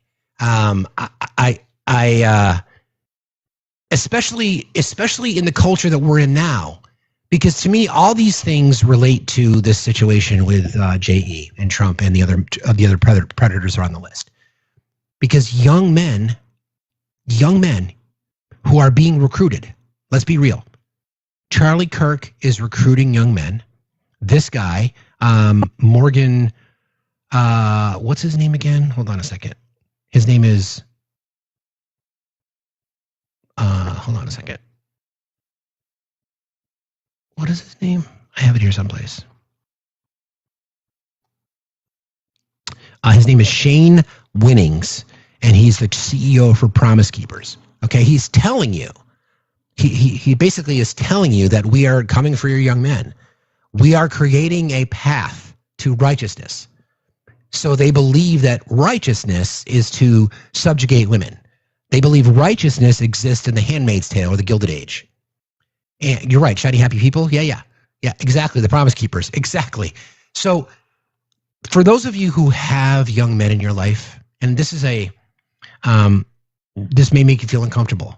Do you know what your young men are being influenced by? What the young men in your life are being, not that it doesn't affect young women too, and I'll get into that in just a second, but let's just focus on the data here, right? Are you paying attention? Do you know what your children are watching? Do you know where your kids are? 10 o'clock Friday night? Gen X, if you know, you know. But do you know? Because these are the influences. They are being taught to subjugate women. That's what red pilling is. They're being taught, if you follow the path of righteousness, God's plan, even though the hypocrisy that he said is just fucking crazy, like unbelievably crazy, that's what they're priming your young men to be, to feed into the grape culture. The reason that they don't have an issue with grape is because they don't value women. The reason they don't respect the fact, the reason they don't accept gender differences is because they're homophobic, because they're taught to be. they're taught to be, right? Again, the biggest thing, I think the numbers are 1 in 3. Well, I think 1 in 3 women in our country are subjected to abuse in some form. I don't know if I think that's right. I could be wrong. Please don't quote me on that. But even if it's 1 in 4, it's still too many.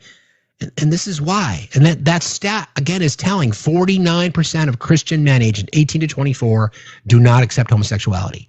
And 75% of women, same age group, do. That's the male loneliness epidemic. It's by choice. You're creating this model.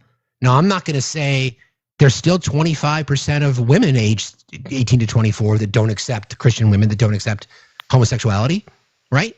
So how do we pull people back? TJ, good morning. Well, morning, my good friend. How are you doing, sir? What's going on? Well, I'm all right. How are you? I'm doing fine, sir. I really do appreciate your show. No, this kind of touched me because I've kind of gone through this with my son. And I mean, he's watching a lot more religious YouTube. And I mean, I go to church. It's kind of a more moderate church.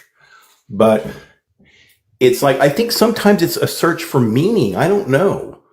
I mean, he doesn't say much about women or anything, but I mean, one time he did say something that was real anti-LGBTQ. And even though I'm kind of conservative on a lot of things, as you know, I always say, look, son, you've got to treat people with love. You've got to have tolerance. But I mean, one thing I do like about this, though, is that he does watch a lot of debates. Like he'll watch Shapiro, or he'll watch some of the debates on TikTok, and he'll go back and forth and back and forth. He's actually taking debate. So I don't know if it's necessarily hatred, or maybe just so many young men are trying to find meaning, and maybe religion is part of that. I don't know.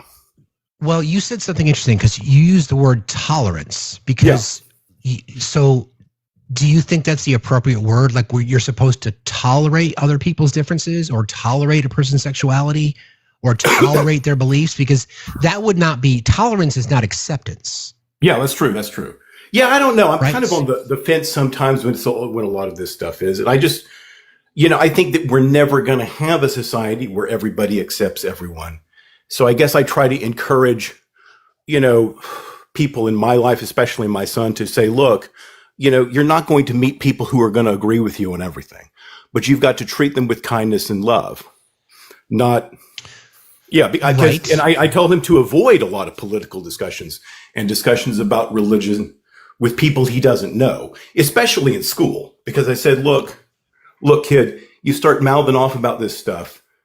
This is a hostile society in many ways. So, you've got a lot of hatred, I think. And I often try to encourage him.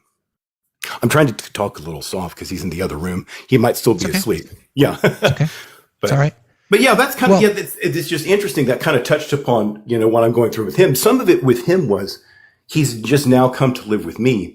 And before he was kind of a bit more with his mom and stepdad in kind of an unstable environment. So I don't know. Maybe it is a search for meaning. I'm not sure where all this will end up. Why does the search for meaning have to involve, and this is just a question, okay? Yeah, why does the search for meaning have to involve the church? That's a really great question. I mean, I guess maybe we all wonder like where we fit in when it comes to, where we wonder about God, we wonder about the Bible. I don't know. I mean, did you go through that when you were younger? Did you wonder about spiritual things? So I was raised Catholic, and my mom was always made it very, very clear that our faith in our attending church was basically to show deference to my grandmother, which is why we did it. So I was baptized. I had my first communion. I was confirmed, but I was never a believer. So I've always been on this particular spiritual path, but never an organized religious path. Atheist, but I think it's more agnostic, because I don't think human beings are evolved enough to understand the existence or non-existence of a God. But the question is the church. I just find it interesting because I understand. I don't judge someone. I don't judge someone when if they choose a particular belief set. Of course, let me rephrase that. I don't judge someone if they have faith. If they're a Christian or they're a practicing Jew or whatever it might be. What I don't like is language that people say I can only find my morality from the church, because what that implies is that if people who don't believe in anything in particular has no morality. Like I said, I'm an atheist agnostic. I feel like I have pretty strong morals. In fact, I think my morals are a lot stronger than people who claim to be Christian. Just I agree. Things that I hear them say. Yeah. Right. So then, if that's the case, because what is the church teaching young men now? You heard the sound that I just played. What is that gentleman teaching young men? Yeah, that guy's totally off. And I mean, see, I actually work for a church. I don't really want to go. I don't want to go too into this because I don't like to talk about what I do for a living too much. You don't have to. You don't have to talk about what you do for a living. But again, but think about what that gentleman is. How old is your son?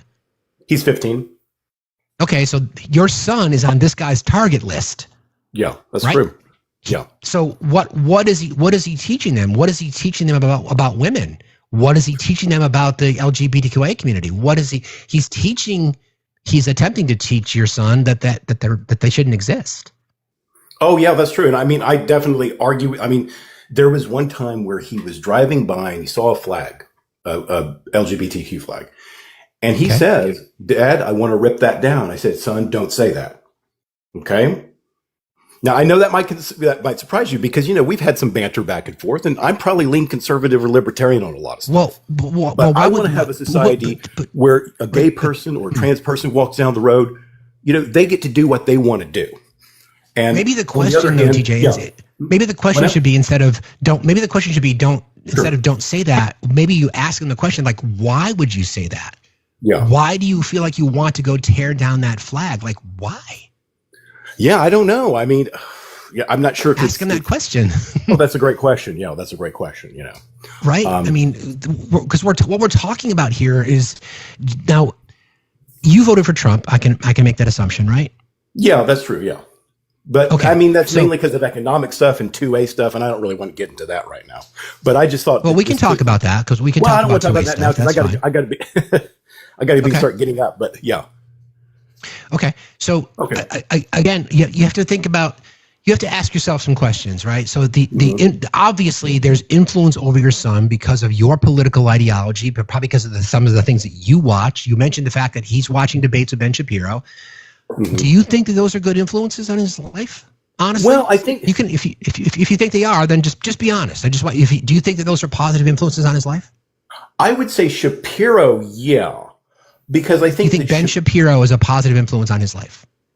Based upon, I haven't really watched I've watched some of his stuff. Shapiro's a pretty smart guy, and I think he's willing to have back and forth in some debates with others. But now he also watches some of the debates on here, like that Dean guy. He watches Dean quite a lot. Okay. And he's going to be taking debate this fall at school. So what about Charlie Kirk? Does he watch Charlie Kirk? I can't remember if he does or not. You should know. I mean, I think he has a few times, but at least, the thing I like about Kirk is I think he interrupts people too much on the one hand, but at least he's willing to get out there and talk with those he disagrees with. Yeah, but is he though? Being out there, being willing to be out there and talking would be going to environments that you don't control 100%. True. Right? I mean, I know what you're getting at. Everything is staged. Everything is staged. That's not debate. That's not debate. What you see happen when Charlie Kirk goes into a place that is really truly prepared, like at Cambridge and Oxford, he gets destroyed. Yeah. Because he doesn't have cognizant thoughts. He's got a script. Yeah. So and I know you said you had to leave, but influence is important, and I think that we've seen we joke about you, TJ, and it's all good fun, but we've seen an evolution just by some of the comments that you've said, right? And that's the whole point. No, I'm kind of a mix when it comes to politics, okay? One issue where I am more liberal on would be healthcare, and another issue I'd be more liberal on would be prayer in school, because I don't think prayer in school works. I think I live in Texas and they're putting up those 10 commandments posters everywhere. I think that's ridiculous. I think it's utterly ridiculous. So on those issues, I'm a bit more liberal on. But I guess one of the reasons I believe in tolerance is because I'm married to a woman who is from another country. She's from the Philippines, which is a country that's very, very Catholic. But on the other hand, they have a thriving trans and LGBT community. So basically, in countries like that, everyone kind of lives in their own world.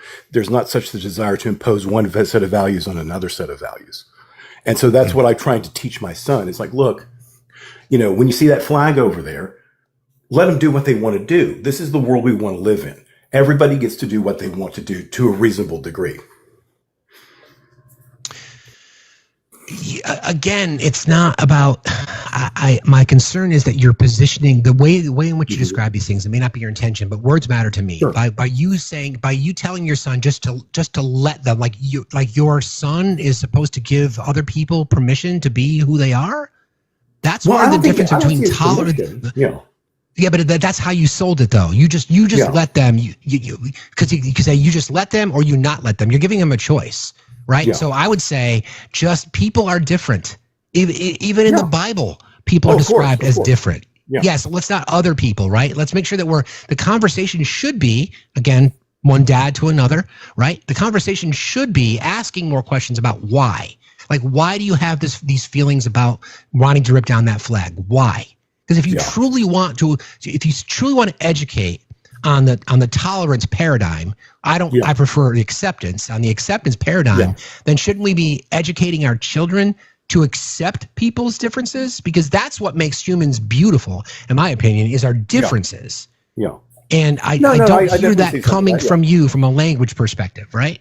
Yeah, no, that's definitely true. I mean, and that's a fair point. And I do think I should ask him more about why he feels that way, because I'm not really sure where he's getting that from, you know? Yeah, well, I mean, maybe he's getting that from you, TJ. Well, actually, no. I mean, we have hardly even discussed some of these issues. He actually lived with his mom until very recently. I think some of it. I mean, by osmosis. By osmosis, though. I mean, he knows who you voted for, correct? Yeah. I mean, yeah, I see where you're getting at. I mean, maybe that's some of it, you know. I mean, I'm just glad that he's taking debate. He's going to be exposed to two different things. And I tell him that, look, Jerry, you're going into, he loves classical music and he loves piano. And of course, there's a large LGBTQ population in those fields. I'm just not trying to be stereotypical, but it's true. And I often say to them, I say, look, you're going to be in a very, very diverse work environment. So, you know, you need to rethink some of this stuff. Okay. Yeah. I mean, you see where I'm getting at. You got some blind spots there, friend. You really got some blind spots. You know, I think the best way to approach this is for you to really ask yourself, is it about you just teaching tolerance? Because tolerance is like I can tolerate the heat. Okay. Yeah. We're talking about human beings. Yeah. We're talking about accepting, and not only accepting, because that's one level. The next level is promoting differences. The idea behind the glue, the fabric, the quilt that is America are our differences. True, unless we are talking about it in terms of promoting and accepting and loving and sharing and propping up our voices. Are you a Caucasian man, TJ? Can I make that assumption? Yes, sir. Okay, so then use your privilege. Then teach your son to use his white privilege, because he's got it. You've got it too. I've got it too. Okay? I know that may not that ruffles conservatives' feathers, but you have white privilege. Use it. Use it. Allow him, educate him to be a voice of acceptance. Educate him to be a voice of promoting differences. Educate him on the opportunity that he's got to help change other people's minds who are in that space, who are watching Ben Shapiro, who are watching Charlie Kirk. Yeah. And you want your son looking for LGBTQI flags. You want him looking for, you want him noticing them. You want him to say, look at that. Look at how diverse our society is. Look how beautiful our differences are. Yeah. I mean, fair enough. Yeah. I mean, anything else?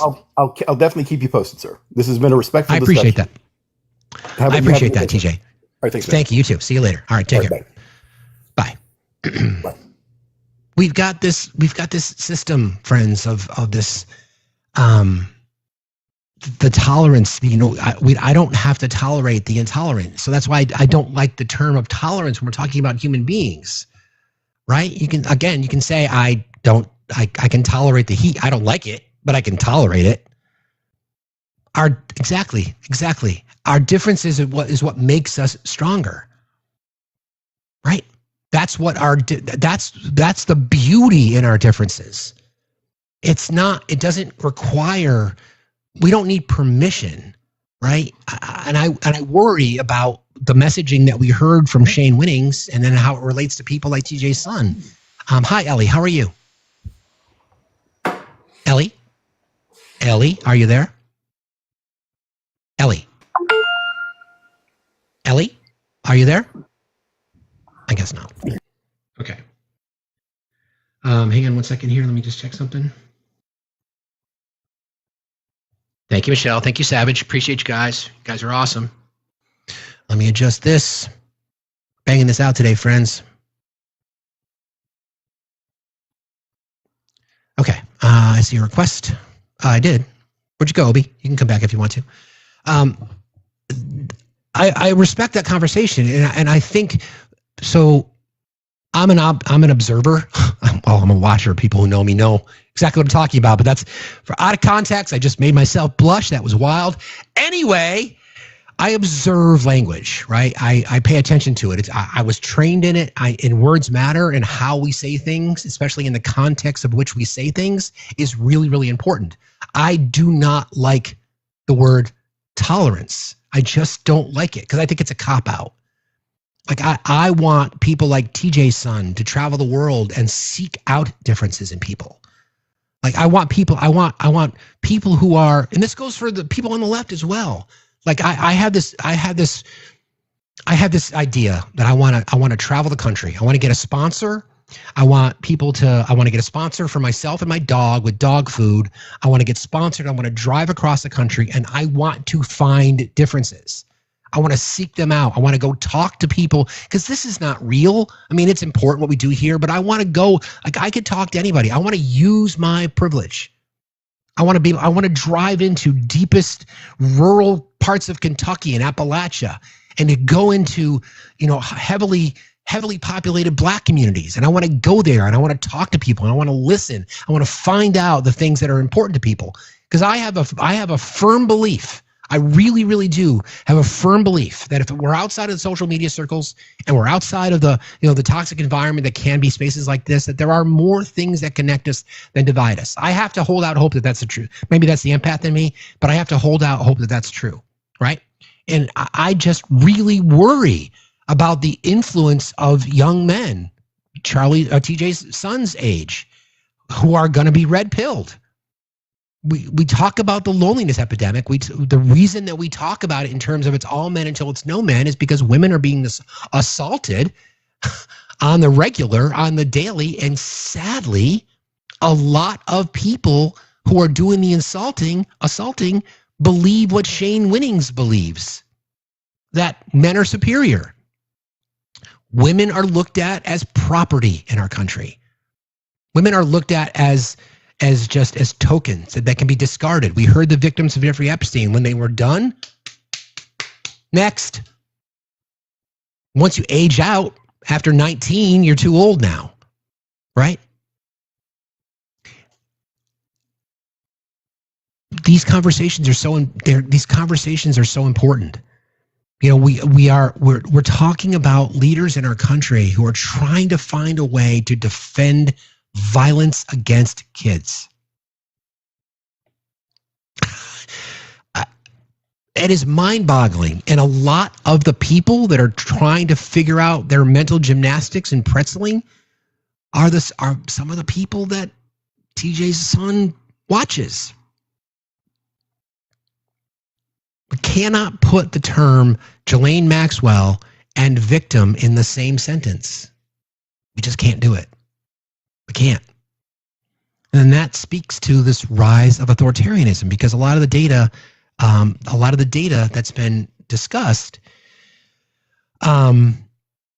is part of this problem, right? So I want to get into this a little bit, because I think it's important, and I think it sort of speaks a lot to what it is that we're talking about. So I went through the PRRI data yesterday, and I kind of took some notes last night, and I sort of put together my sort of approach to it. So, and how the impact affects us, and why, and where a lot of the information comes from. So 40% of Americans show authoritarian leanings. 40%. Okay. 2/3 of Republicans, or 67%, lean authoritarian, where it's 28% of liberals, Democrats. And we see it. Nobody should be surprised by that. What's fascinating to me in going through this research, and this relates to what we're talking about here, what's fascinating to me is that the party and or the ideology who claims freedom, who stomps their feet over freedom every day, don't actually want freedom when they're asked. They want to be led. They want to be dominated in a strange way. White evangelical Protestants lead among religious groups. 64% of white evangelical Protestants score high on the authoritarian scale. Weekly churchgoers, 55%, are more likely to score higher than the occasional or non-attender, right? a strong overlap with Christian nationalism. About 30% of Americans, 30% of Americans identify as Christian nationalists. It's crazy. Majorities of these Christian nationalist supporters score high on the scale. 74% of Christian nationalists align with authoritarian tendencies, right? Like it's just crazy. Most Americans oppose political violence, though authoritarian-leaning people are more open to it. Overall, 16% agree with statements like this. Quote, patriots may need violence to save the country. 16%. Everyday Americans should act violently to ensure a rightful leader wins. 16%. Armed citizens should serve as poll watchers. 15% agree with those statements. But Christian nationalists and those high on authoritarian scales are nearly twice as likely than the general public to agree. So the average is 16%. 33% of Christian nationalists / authoritarians believe that armed citizens should serve as poll watchers, that patriots may need violence to save the country, and that everyday Americans should act violently to ensure a rightful and righteous leader. 33%. 5,000 people were surveyed in this, by the way. And then Republicans are about 2.5 times more likely than Democrats to support these ideas. 27% to 8%. Yeah, Francis, you're right. It's yikes. This is what we're talking about here, right? We're talking about a divided nation. It's clearly divided. It's clearly divided. And then for those of us who are like looking at this thinking, these people who are claiming to be freedom lovers, these people who claim to be, independent, I want my rights, my individual civil liberties, blah, blah, blah, blah, blah, blah, blah, blah, blah, blah, don't want that at all. They don't want that. They don't want it at all. They just, the data tells us. And there's a clear line between Republicans and Democrats, conservatives and progressives. Clear line. I mean, it's staggering. It's a 41-point delta between leanings of authoritarianism. 41-point delta between Republicans and Democrats, conservatives and progressives. A significant minority, 4 in 10. I don't think that's significant. Around 4 in 10 show a tendency towards authoritarian beliefs. These people tend to be Republicans, especially Trump supporters, white evangelical Christians, and churchgoers. Most people still reject violence for political ends, but those with authoritarian and or Christian nationalist views are disproportionately more supportive of it as it relates to others. And even within these groups, support for political violence remains a minority view, though elevated compared to the general population, and a significant spike since the dawn of Trumpism. So when the right likes to say that it's the Democrats, it's the left that are driving us towards political violence, it's just not true. I mean, we know that. We know it's not true. But the data tells us that's exactly the case, right? Jed is trying to connect. Keep tapping, everybody. Nearly 1,000 people in here. Can we get to 500K likes today? That'd be fantastic. Don't forget about our gifting goal, and don't forget about our subscriber count. We're pushing towards 300 subs. If you could help us out there, and don't forget we are streaming on YouTube. We also have content on Substack. Not a lot of content yet on Twitch, but you can find me on Blue Sky too. Jen, are you there? I don't think so. Jen, please request again. I'll bring it right back up. It looks like you timed out. Anybody else in the box? No. Okay. Why it matters. Understanding who is more susceptible to authoritarian messaging helps gauge risks to democratic norms. The overlap between religion, politics, and the willingness to justify violence highlights how ideology shapes views on democracy. So it's like we know where the divides are. Think about the people that we speak to, right? Think about the conversation we just had with TJ, right? There's a clear ideological difference between us, but people on the right who are devout in their faith and or believe that they're on the righteous path, believe they're on a righteous path. So when we say, how is it that you could vote against your best interest? They don't think it's voting against their best interest. People who prescribe to the authoritarian tendencies believe that they're on the right path. They believe that God is in their corner. They see Donald Trump as their champion. They believe in fascistic tendencies. They'll never admit to it, They'll never agree, but their actions, their statements, their posts, their support for certain things, the people that are influencing them, tell them that. So that's why it's hard to crack through, right? So we've had conversations with our friend Daniela, cult survivor, and we talked with Amira last week about, how the communication tendencies, especially those people who are in a cult, you're never too far away from the cult. The cult's always there to kind of snap you back to attention if you start to think liberally, God forbid. For people who are devout in their faith, right? And this is not me questioning someone's faith. You can believe what you want, just don't throw it in my face, right? There's no world where Christians who claim to be Christians would be against making sure children eat, that children have water, that children have shelter, and that we have access to health care. And Christians would never align themselves with someone who is a diddler, or even remotely close to being a diddler. But this is what propaganda has done to those people. This is what red pilling has done. And we talk about it in terms of young men all the time. And absolutely, it's certainly harming young men. And then there's the red pill effect that's harming young women as well. The patriarchy is certainly damaging to women, but it's incredibly damaging to men. And I'm concerned about that age group. I'm concerned about the less than that half of Christian men aged 18 to 24 believe that homosexuality should not exist.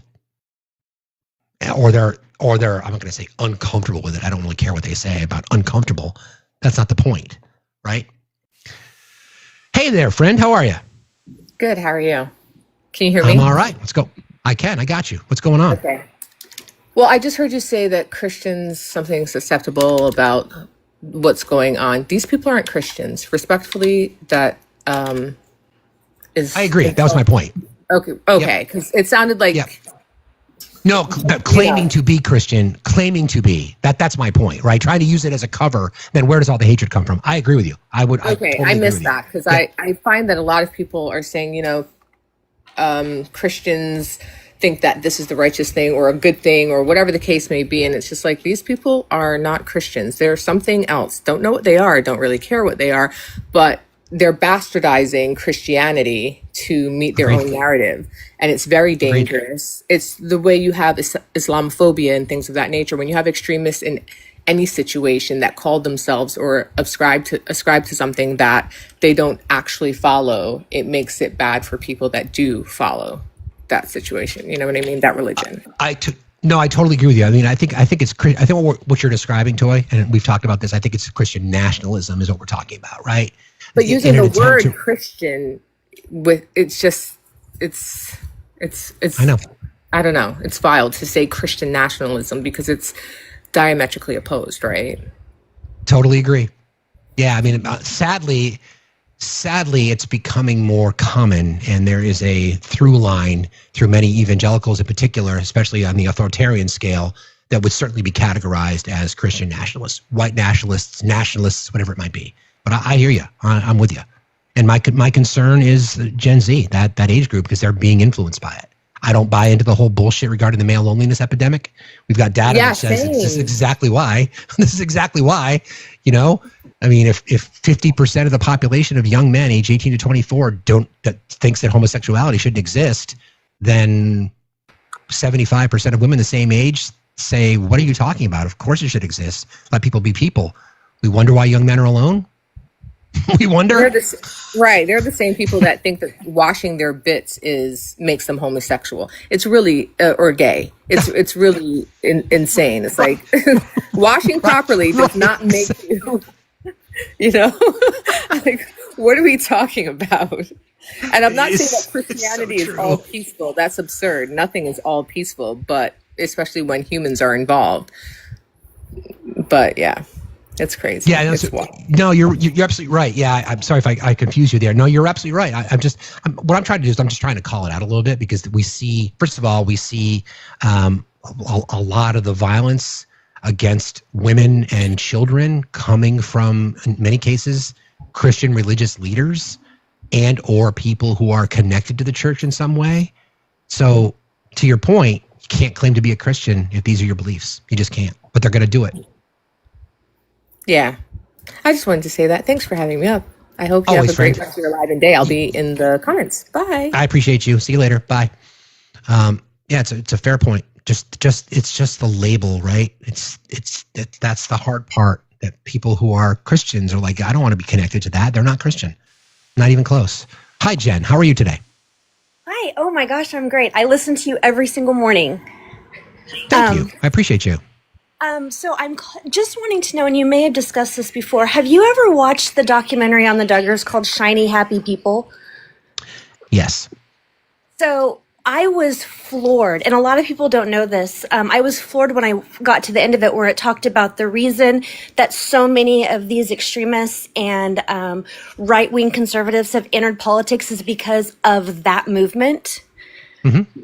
And I don't know if everybody knows that, but that's just something that has absolutely boggled my mind. And I actually try to share that with as many people as possible. I just wondered. Yeah, I mean, I'm not surprised by that. It's been something that I've been kind of watching our society devolve into it. It doesn't surprise me. You know, we certainly we see the rise of prominent people who have those particular beliefs, and we see them everywhere. So obviously, their inspiration's coming from someplace. You know.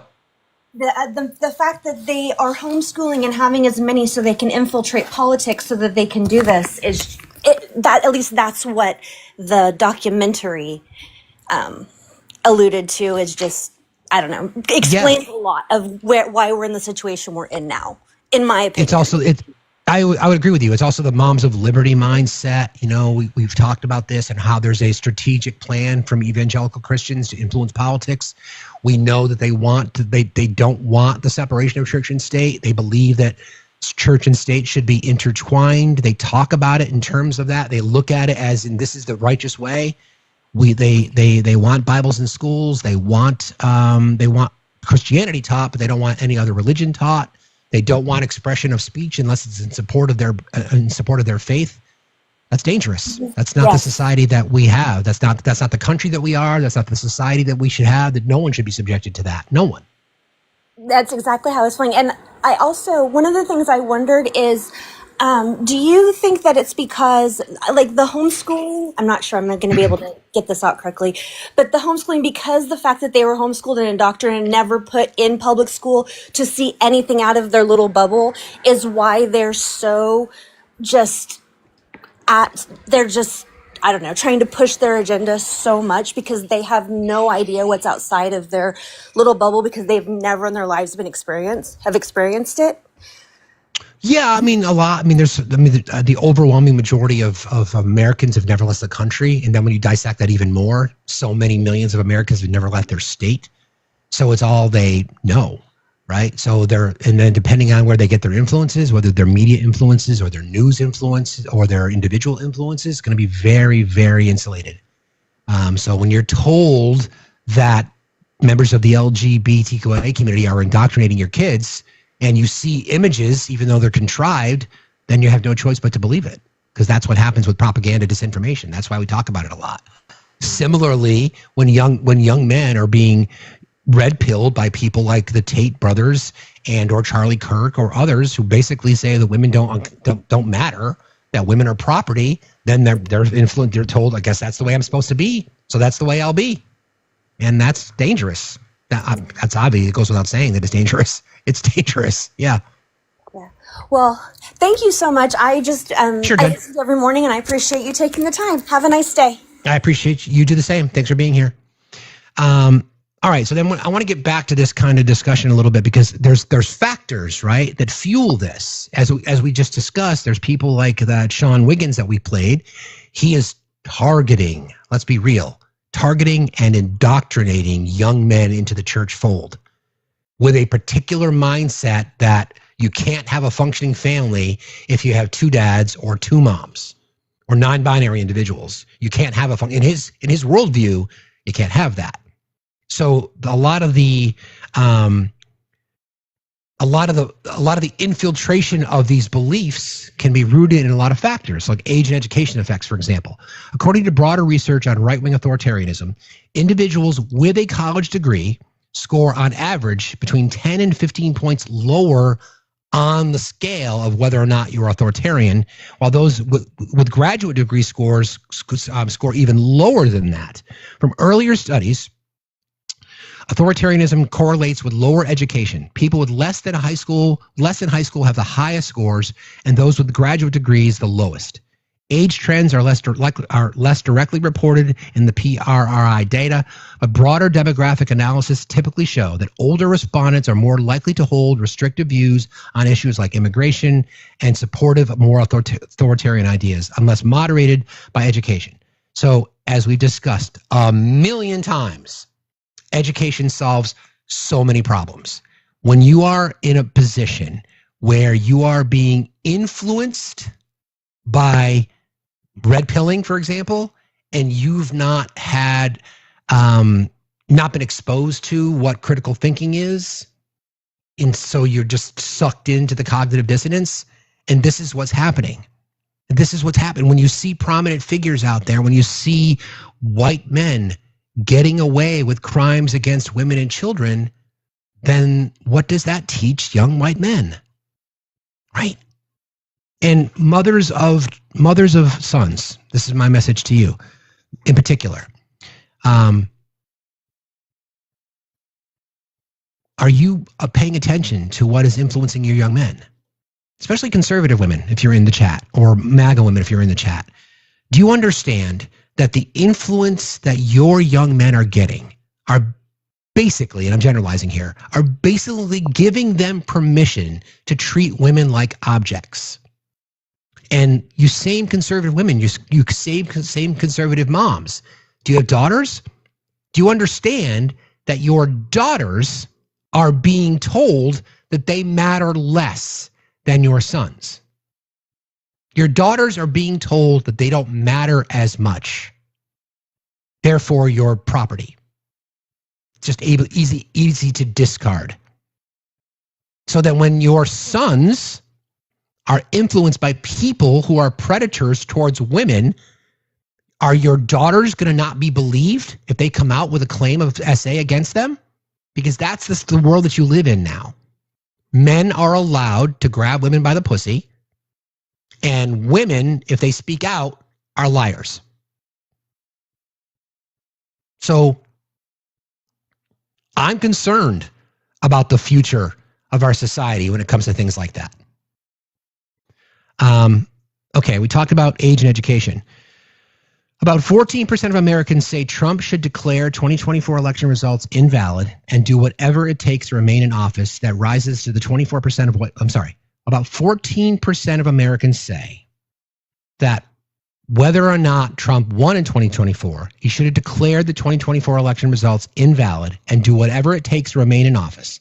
That rises to 24% of white evangelical Protestants, 28% of Christian nationalists, and 34% of those who rise high on the authoritarian scale. Okay? Similarly, 38% of high scores on authoritarianism and 44% of Christian nationalists believe that January 6 detainees are innocent patriots being wrongly punished by the government. While 34% of Americans overall support the idea that a strong leader might need to break rules to fix things, nearly 65% of high-scoring authoritarians and 55% of Christian nationalists agree. So there's a clear divide on education, on immigration policy. Let's talk about gender and ideology. A broader psychological study finds that in societies with greater gender inequality, both men and women are more likely to endorse authoritarian traits like obedience and conformity. In more equal societies, men score lower on the authoritarian measure. Telling you a lot about how people's views on the LGBTQIA community are influenced by their authoritarian tendencies.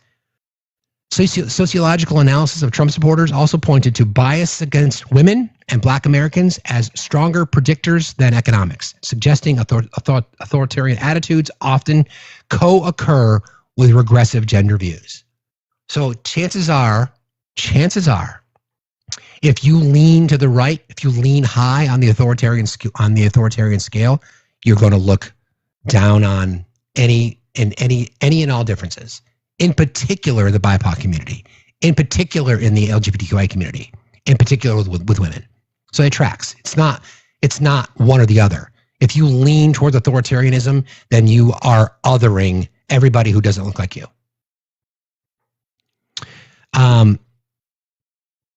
Also, PRI's late 2024 survey, American Values Survey, the one that we're referencing here, the authoritarian survey, shows that 46% of Republican voters support using the U.S. military to round up undocumented immigrants and put them in camps until deportation. 46% of Republicans believe that. A view held by only 8% of people who do not score high on the authoritarian scale. Other academic research finds that lower numeracy or political engagement heightens authoritarian or anti-immigration sentiments, but higher engagement and education generally align with support for people getting an easier and legal immigration pathway. Friends, I think this is the whole ball game here. I mean, this is, we think about Stephen Miller, we think about Project 2025, we think about people like Russ Vought, we think about people like, Donald Trump. This is the society that they want. They want people to discriminate. They want segregation. They want people who are, they want these charter schools so they can segregate. They want public health facilities closed in large metropolitan areas because they don't think that black people should have the same rights as others. They want discrimination against the LGBTQ community. They don't want people to have to marry them. They support bakeries not baking a cake for someone because of their sexual orientation. This is what they want. They're telling us out loud. It's no secret. This has been part of the evangelical right movement for a very, very long time. And I think personally, to me, it leads right into what we've been talking about since the Epstein case dropped. People don't value women in our society. They just don't. They just don't value women. By and large, conservatives don't value women. And there's a lot of misogynists that exist on the left as well. So fuck them. That's where women are property in our country. Women should keep their legs closed, keep their mouths shut, and stay in the kitchen. That's what conservatives believe. And you're there for my pleasure. You're there to serve me.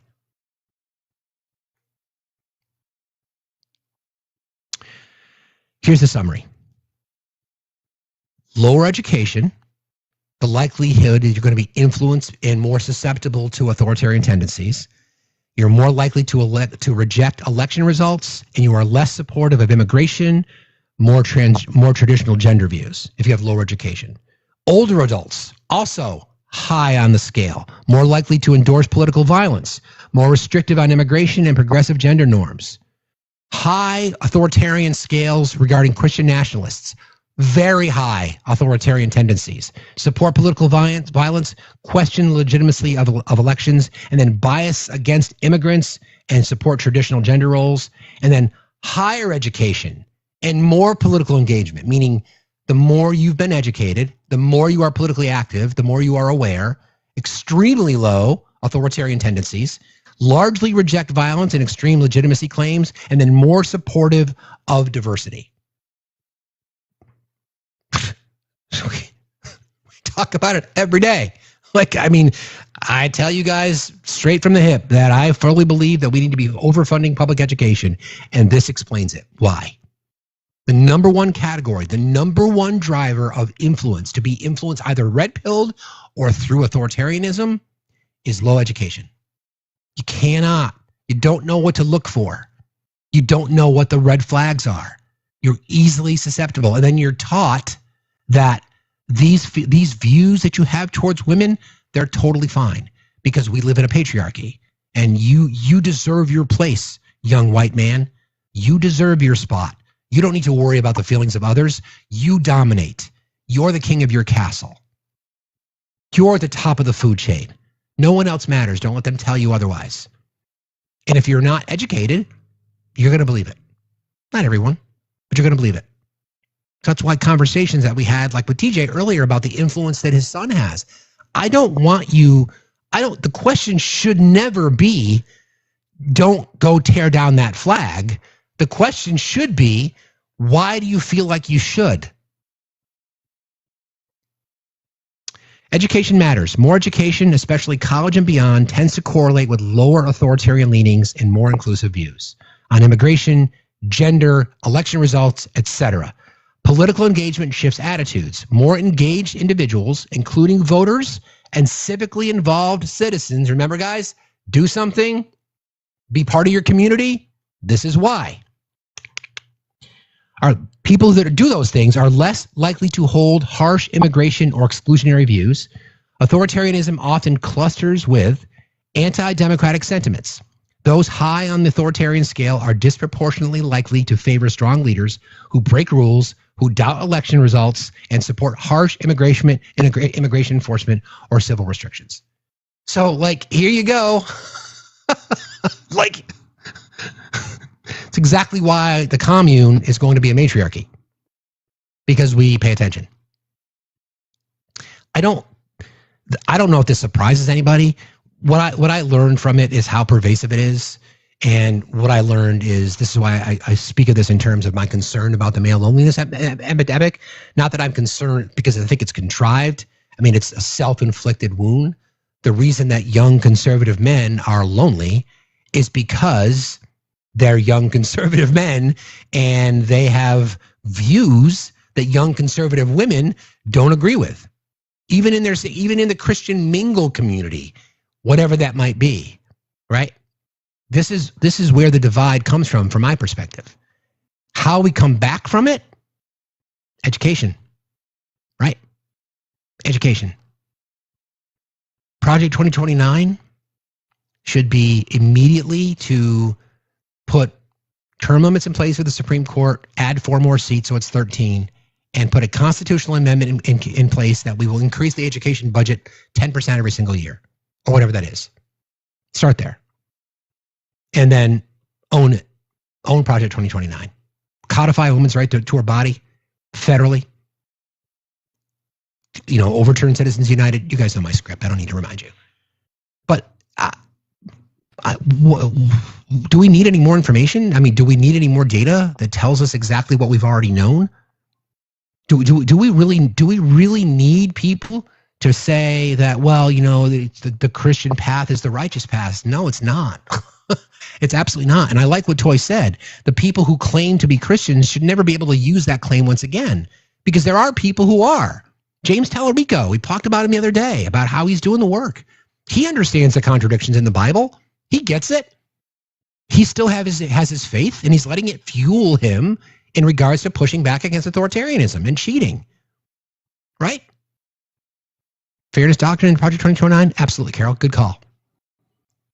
So it's right there in front of us, you guys. It's right there in front of us. Because, again, if the church is going to be the influence, and it is, we have a website that I was shown last night, and I've bookmarked it, and we'll put it in the Discord. It's called goppredators.wordpress.com. There are 1,410 references to people who have committed crimes against children. The most recent gentleman by the name of David Finkel. David Finkel was the vice president of the Shelbyville, Indiana School Board and a former Republican primary candidate for mayor in 2023.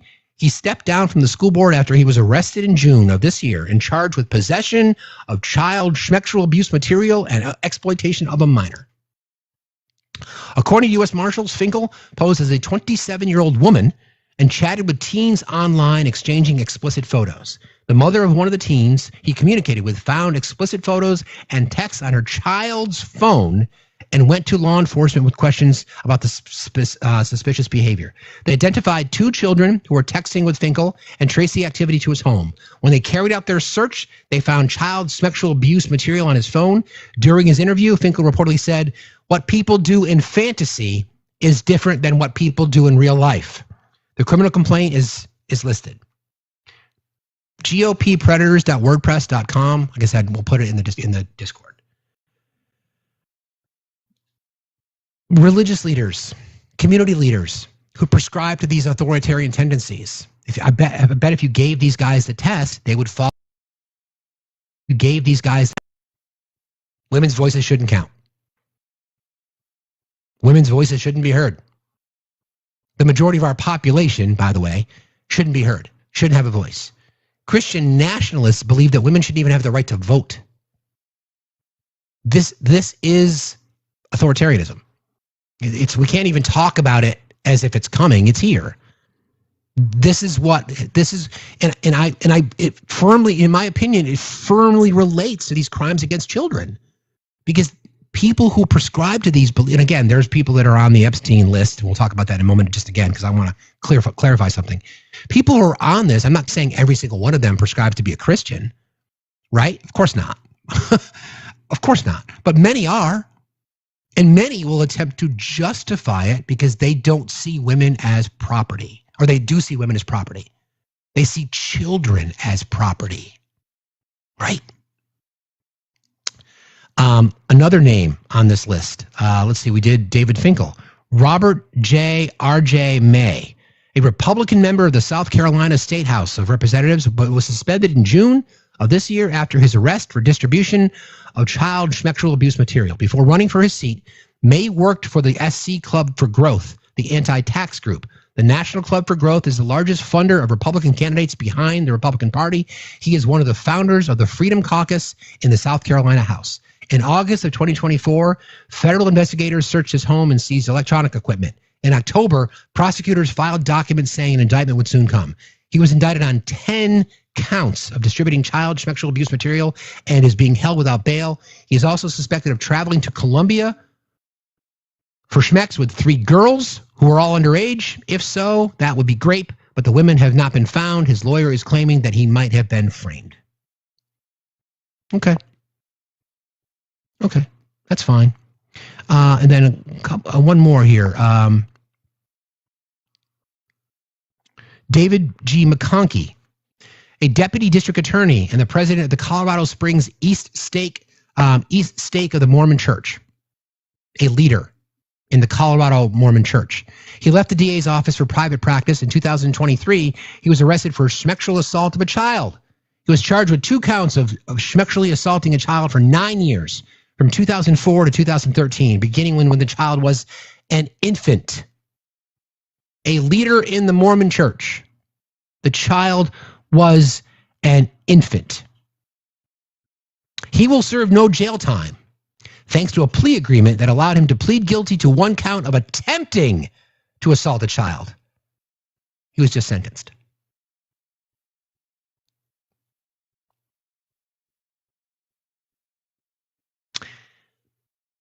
People like this in the past have been considered leaders in their community.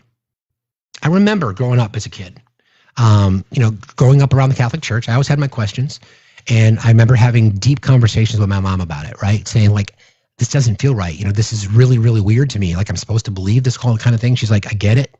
These are fair questions, but do me a solid. This is for your grandmother. And I got it. I respected that. I was the prodigal grandson. I was the first. I was the oldest. I got it. So I had my first communion and was confirmed, the whole 9 yards. And I just remember watching my grandmother's faith be questioned when all the stories started to come out about the archdiocese in Boston and all those kinds of things. And I remember vividly, going to after school activities that involved basketball and having some of the leaders of the church be there as some of the coaches. One of those coaches got swept up in that whole issue with violence against kids. Could have been me. It was a friend of mine. Like, this is a pervasive thing, and we can point to so many examples of it being religious leaders. And it's not to say that people on the left aren't committing these crimes too, but it's an epidemic on the right.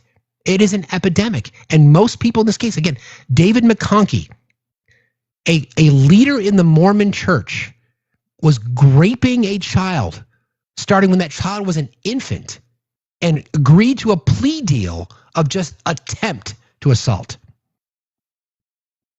Although the agreement allowed up to 90 days in jail, the prosecutor argued for more jail time, saying his admission of a guilty made his abuse sound accidental. The victim was indifferent. The judge decided against jail time, and McConkey was sentenced to 5 years supervised probation and prohibited from being around anyone under age 18 except his own children. He also lost his law license. He is required to register as an offender. like,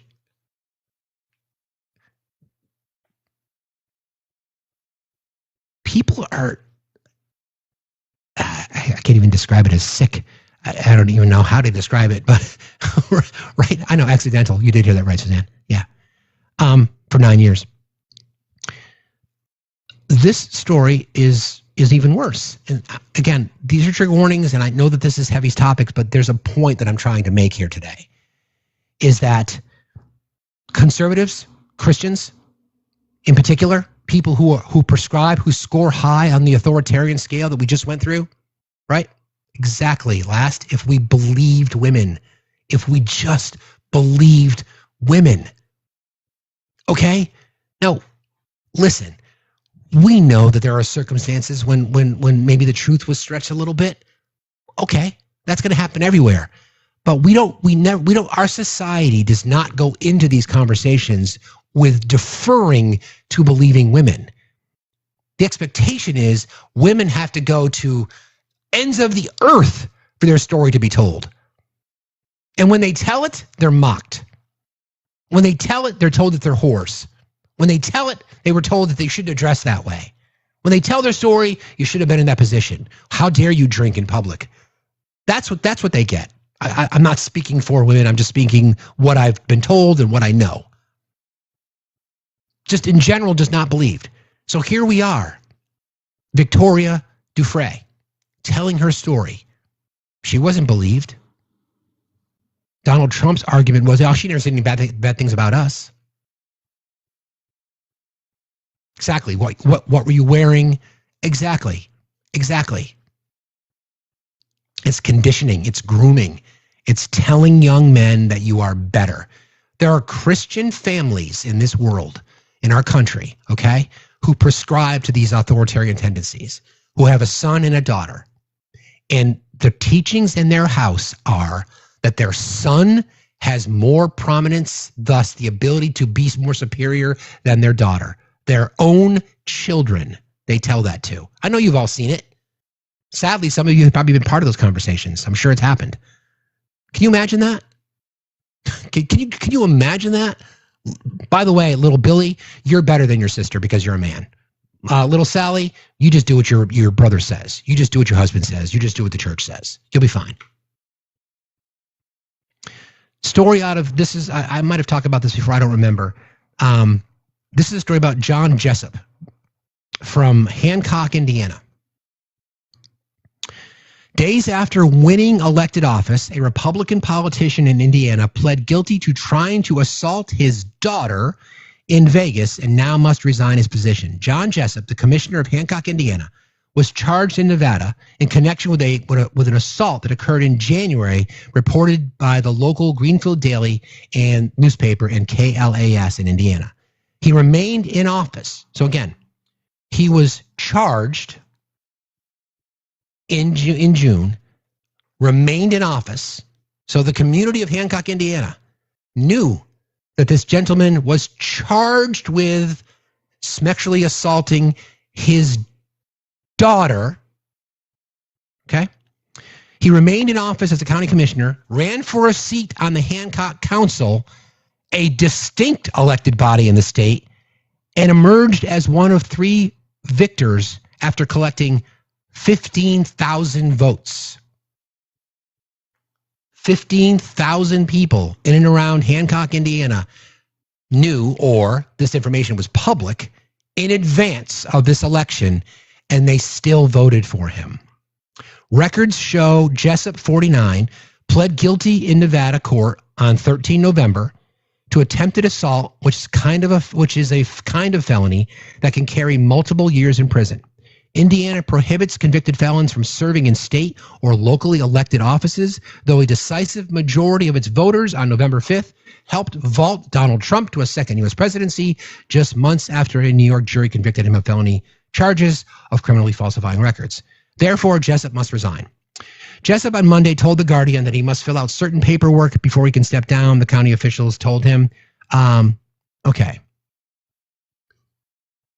Multiple witnesses alleged that Jessup got his daughter so drunk that he had to carry her to a room. allegedly as Jessup repeatedly said the slogan, "What happens in Vegas stays in Vegas."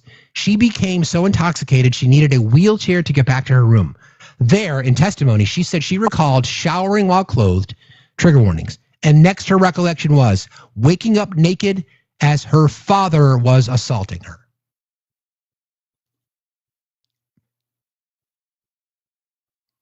$15,000 people in and around Hancock, Indiana knew of that case because the information was public before. He remained in his position and people voted for it.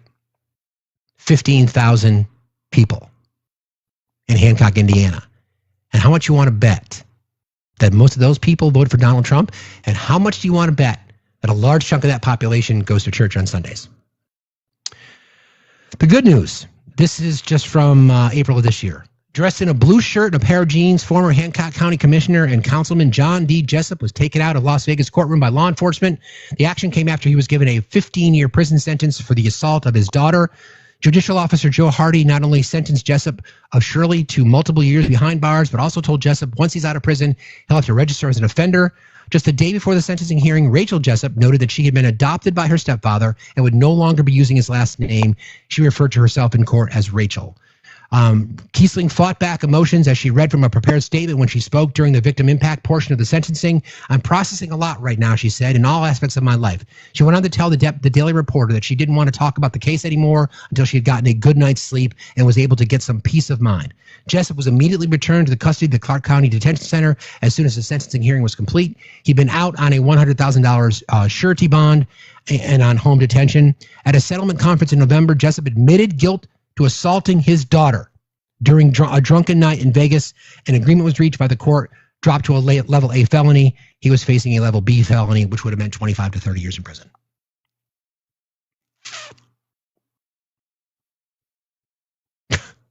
Like, every single day. Every single day. Every day.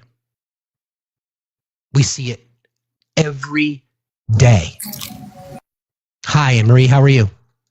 Hi, I'm good, but just listening to that one, was horrible. But two, it's like I mentioned to you the other day. It's okay because it's a girl or a woman, So we can still vote for her because that's how women should be treated. That's how girls should be treated. That's exactly right. That's exactly right. Property, tokens, discardable, trash. Yep. You're right. And it's like I had to yell at a man yesterday because he started to creep up on me when I was getting off the metro. I didn't know who this person was, and not appropriate. I just want to go home. He looked at me like I was a piece of meat, and I felt dirty. And I don't understand why. I mean, I know why, but it's freaking 2025. Women shouldn't. We've sent people to the moon multiple times. I'm pretty sure women should be seen as people at this point. I would like to think so too, Anne-Marie. Thank you for being here today. I appreciate you, friend. Thanks a lot. Thank you. Have a good day. You got it. You too. It's a great point, right? Although it's so yesterday, the comment came up that we might disagree. I think TJ actually said it. We might disagree, but Steve loves his country. I don't. I don't love this country.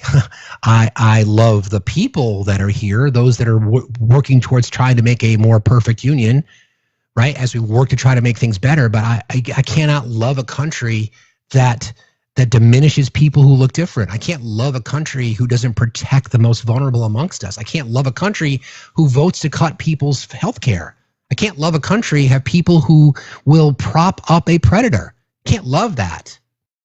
You can't love that. I don't love that. I don't love what we stand for. We talked about this before, right? What does the United States prioritize? Right? What do we prioritize? We prioritize the military-industrial complex and billionaires. That's what we prioritize.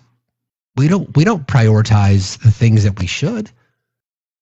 We can have debates about how we address public education, but that should be a priority.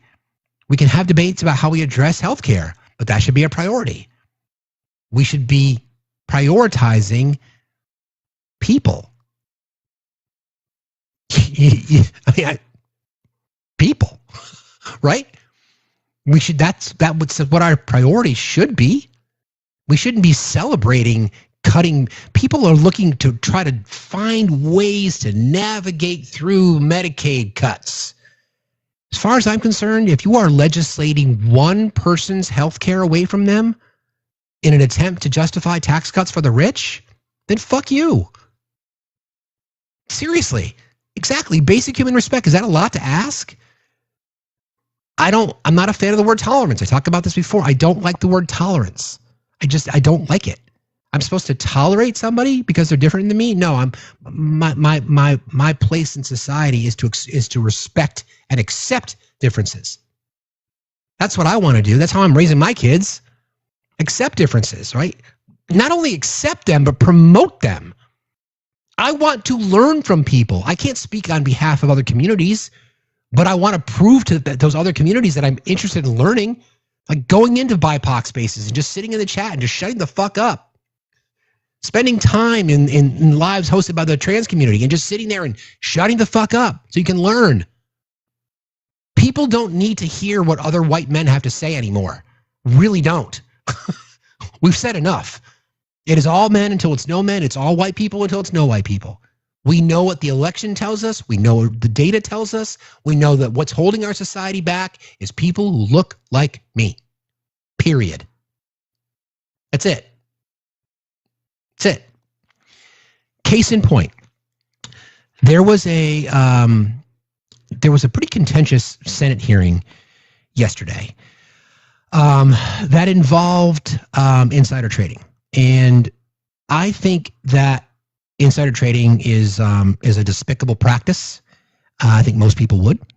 I think the challenge that we have there, obviously, is who's the arbiter as to what's considered righteous, what's considered illegal, what's considered against the law, blah blah blah blah blah.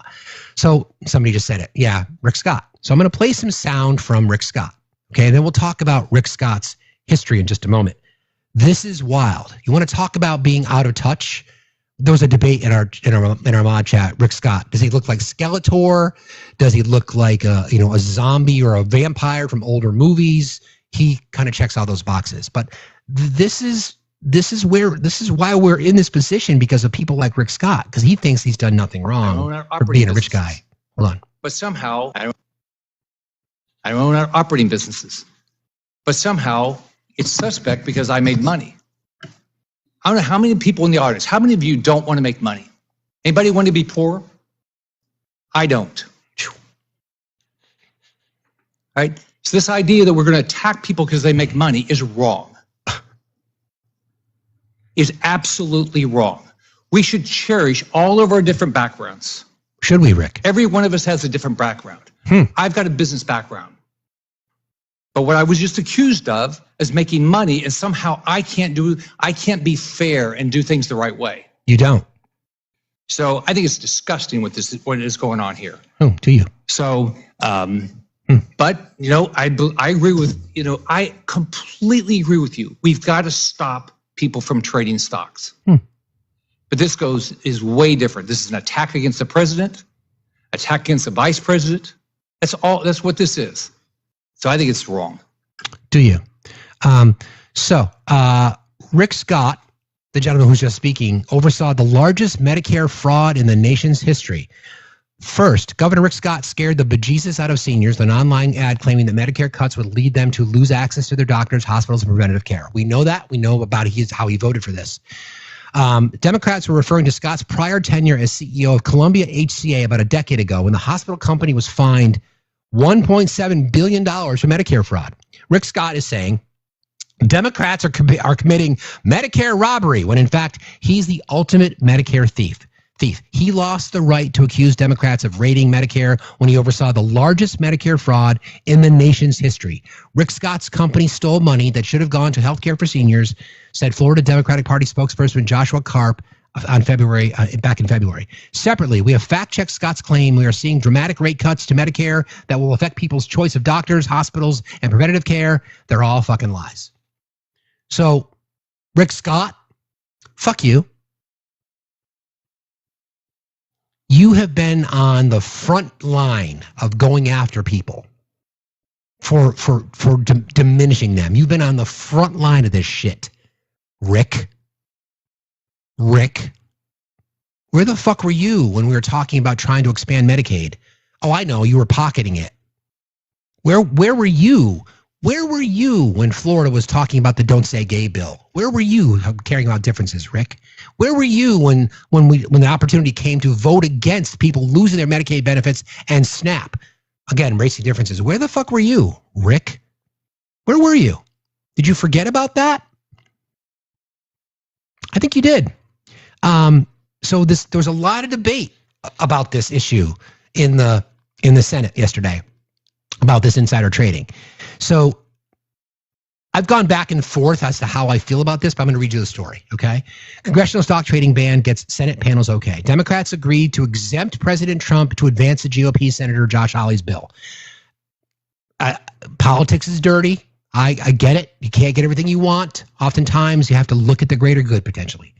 So, Senate committee voted to advance a bill that would ban stock trading by lawmakers, presidents, and vice presidents over objections from most Republicans and with a limited carve-out for President Trump.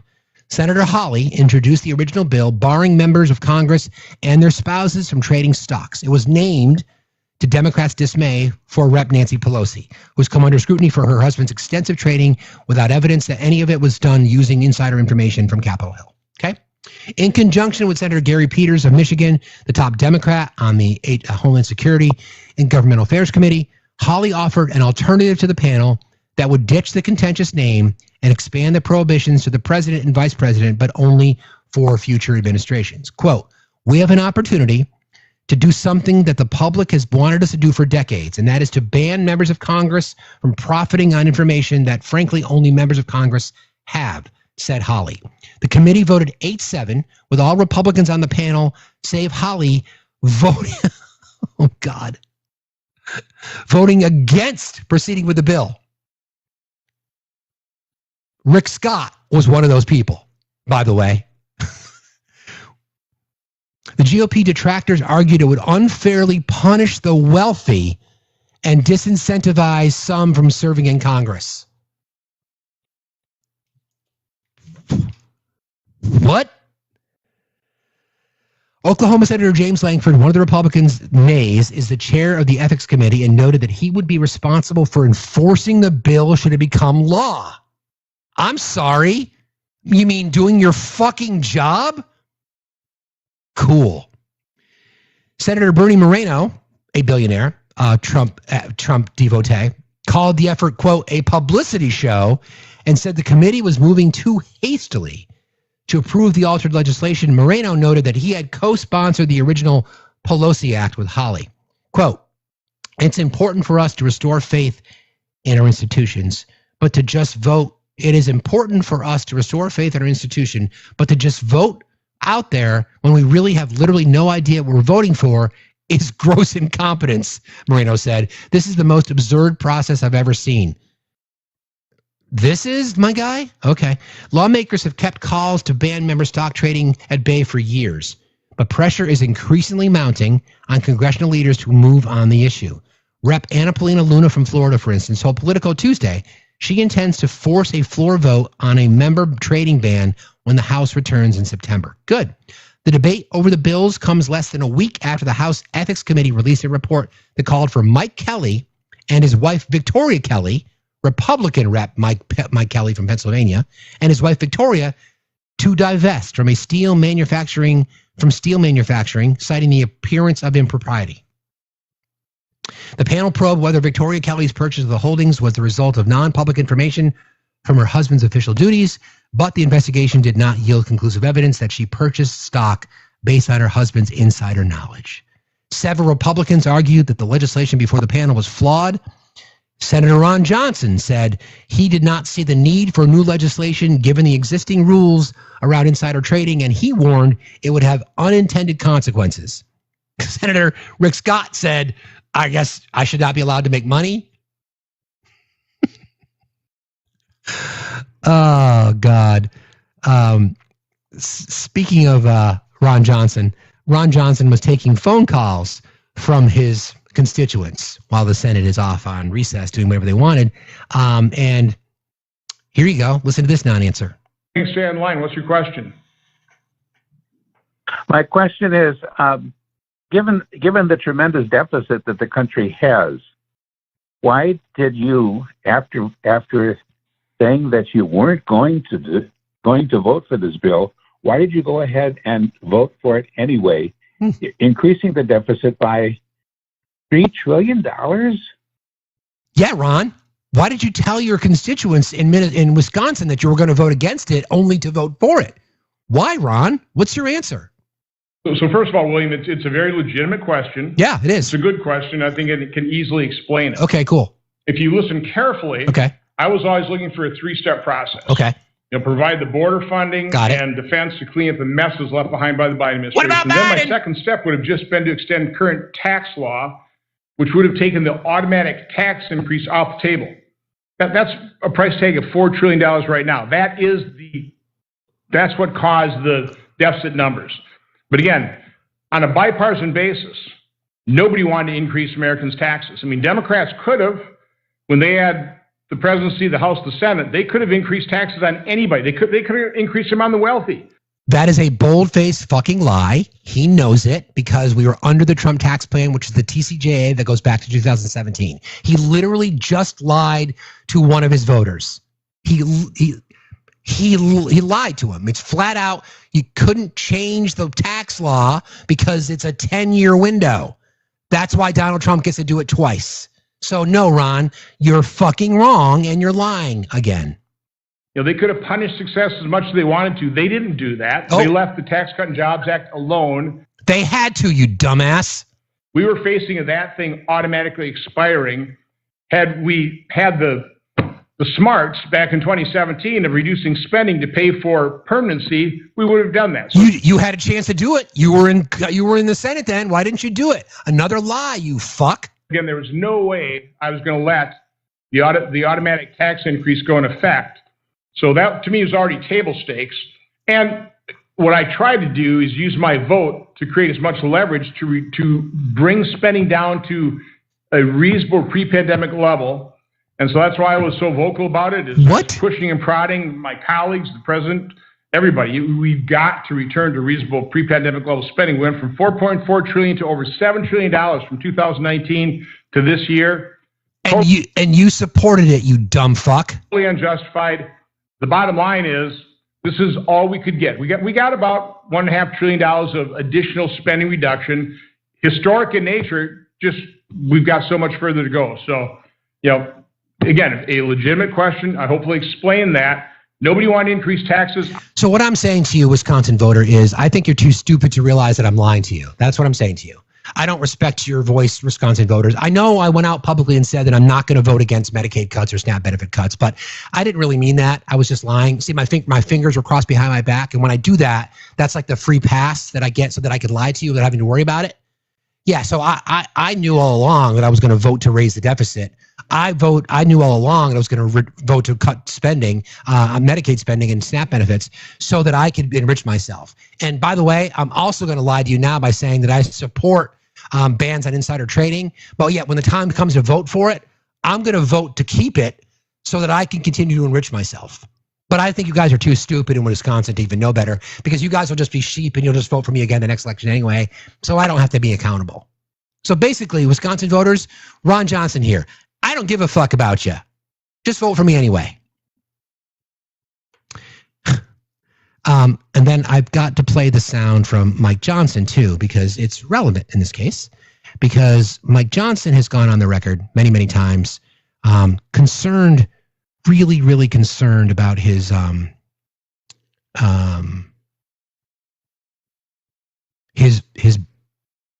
of his caucus to get public funding. I should say, to take advantage of insider trading. Where is that? Do I have that? Hold on.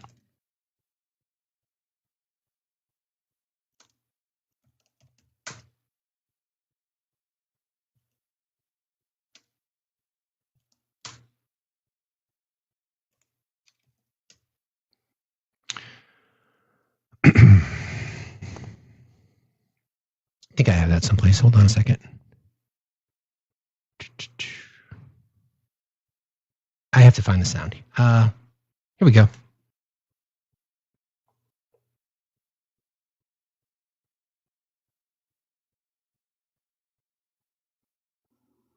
Been frozen since 2009. Look, the salary of Congress has been frozen since 2009. When you adjust for inflation, a member of Congress today is making 31% less than they made in that year. It goes down every year. And over time, if you stay on this trajectory, you're going to have less qualified people who are willing to make the extreme sacrifice to run for Congress. I mean, dude, we've got Lauren Boebert at MTG in Congress. I don't think we could get anybody else that's less qualified than those two. So nice try, though. It's just people just make a reasonable decision as a family on whether or not they can come and move to Washington, have a residence here, residence at home, and do all the things that are required. So the counter argument is, and I have some sympathy, look, at least let them engage in some stock trading so that they can continue to, take care of their family. Can you fucking believe that? You are standing there telling the American people, by the way, members of Congress make $174,000 a year. Okay. Standing there telling the American public who are going to lose their health care, who are desperately trying to feed their families, who are trying to stay in their homes, to not go houseless, because now they're going to be subjected to an executive order that if you're houseless, you can be just dragged and thrown into an internment camps like we talked about before, that gotta hate being right. So now people are worried about that. And you're going to stand there in front of the American people, Mike, and say, it's tough as an elected representative. We make $174,000 a year, and we've got campaign funds, and we've got donor dollars, and we got lobbyist money that comes in from all over the place. But we want to make sure that members of Congress can still trade stocks so they can afford to live their highfalutin lifestyles. And people in Louisiana will still vote for that. One of the poorest states in our country. One of the poorest, least educated, highest rates of crime, highest rates of poverty, highest rates of maternal mortality. And those people in his state will still vote for him. And he's exactly, Granny, why would leave the minimum wage at $7.25? Elected members of Congress, you serve one term, you're eligible for a pension. You serve one term, you're eligible for the healthcare system. They have the best healthcare in the world. And Mike Johnson wants you to feel sorry for elected members of Congress. Yeah, that's nice. And then fucking Rick Scott with Medicare fraud. Okay. A few more people that we've got to call out here. Again, our list that we've got, it's the website is goppredators.com. I'm sorry, goppredators.wordpress.com. MAGA Champion. Here's another one. This is dated just yesterday. Hold on a second. Where is it?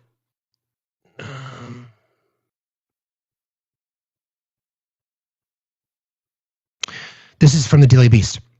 MAGA champion who said Trump would fight child predators is arrested for being, say it with me, friends, a child predator. A fervent Trump supporter who said he was casting his 2024 vote to fight child trafficking is now being charged with 10 counts of possessing child pornography and trafficking. Scott Susick of Sturgeon Bay, Wisconsin, was arrested on July 24th and accused of accusing accessing hundreds of child porn images through a file sharing system. Yep. He's great. Good guy. His wife is heavily involved in Republican politics. What do you know? Another one. They're everywhere. His name is Scott Susick.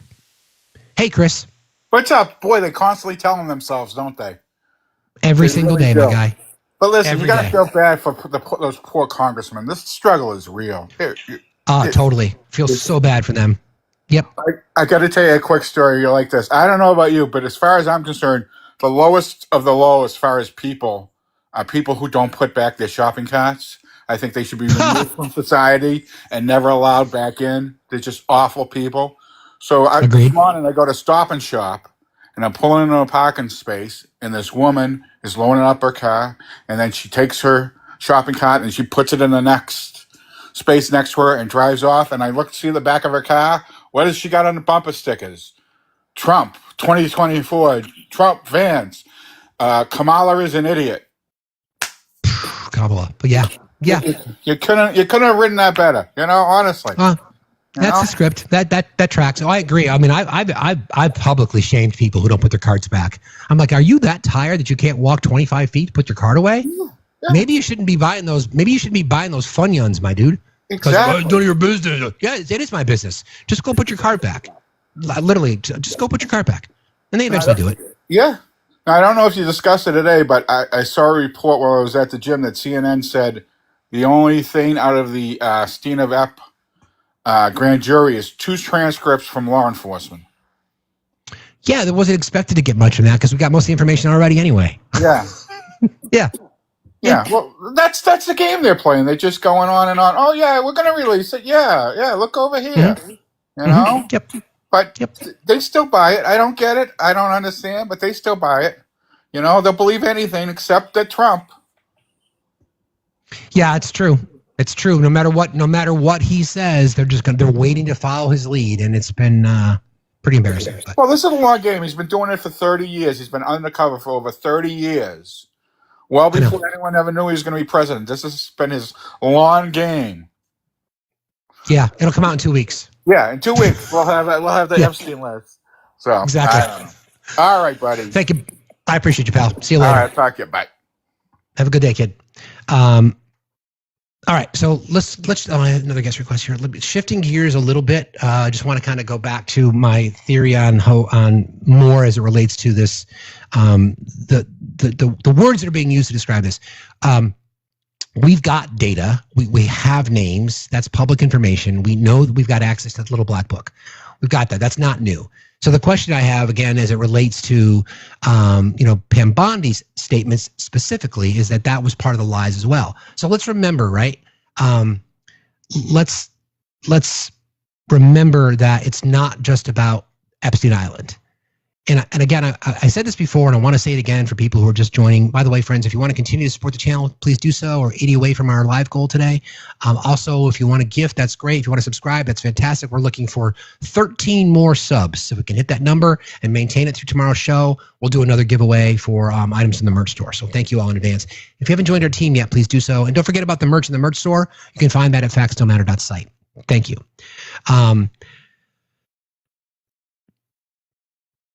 We have to be careful with jumping to conclusions when it comes to information that's in the contact list. And I said this before, and just give me a minute here to kind of pitch this to you, right?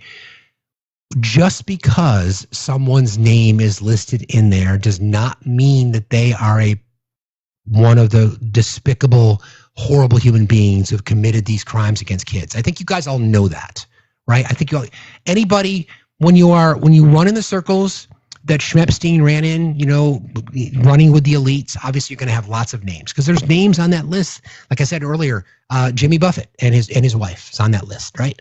We don't know. I don't like the terminology of people saying the Epstein list, because what that is a contact list of people from this black book. What we should be listening to are the victims' testimony. What we should be following up on are the leads that Michael Wolff has investigated about the secret safes that Epstein has, because he does have blackmail on people. He took pictures of people. He took pictures of men, the abusers in this case. Thank you guys. Thank you so much. Thank you. Appreciate y'all very much. Thank you for the gifted subs. That's fantastic. I appreciate you so very, very much. You guys are awesome. If we are to believe the women, the victims in this case, the survivors, which we absolutely must, then we know that there were photographs taken. We know that. We heard Michael Wolff yesterday talk about how, yes, there's a situation where Epstein said, let me show you something. He pulled out a couple of pictures, Polaroids of young girls naked sitting on Donald Trump's lap, and then pointing to a stain on his pants, on the front of his pants. Okay, and they were laughing about it. So That information exists. So why was that not addressed in Pam Bondi's testimony? So when we hear terms like list, let's think about what that is, right? It's a contact list. It's names in a black book. And there could be for a variety of reasons, right? I want to make sure I say this the right way. Not everyone who is in that contact list is guilty. I think we can safely say that, right? What we need to know, though, is information from the testimony of the victims in this case, hearing from them, allowing them to testify, allowing them to go before Congress and put their hand up and tell their story and name names, because they're prepared to do it. We've got Maria Farmer on the record talking about Donald Trump abusing her. We've got Stacey Williams on the record of Donald Trump abusing her, et cetera, et cetera, et cetera, et cetera. Yes, exactly. I want the DOJ files, not just a list. That's exactly right. So Pam Bondi trying to circumvent through this process is just not working. So we have a letter from Dick Durbin.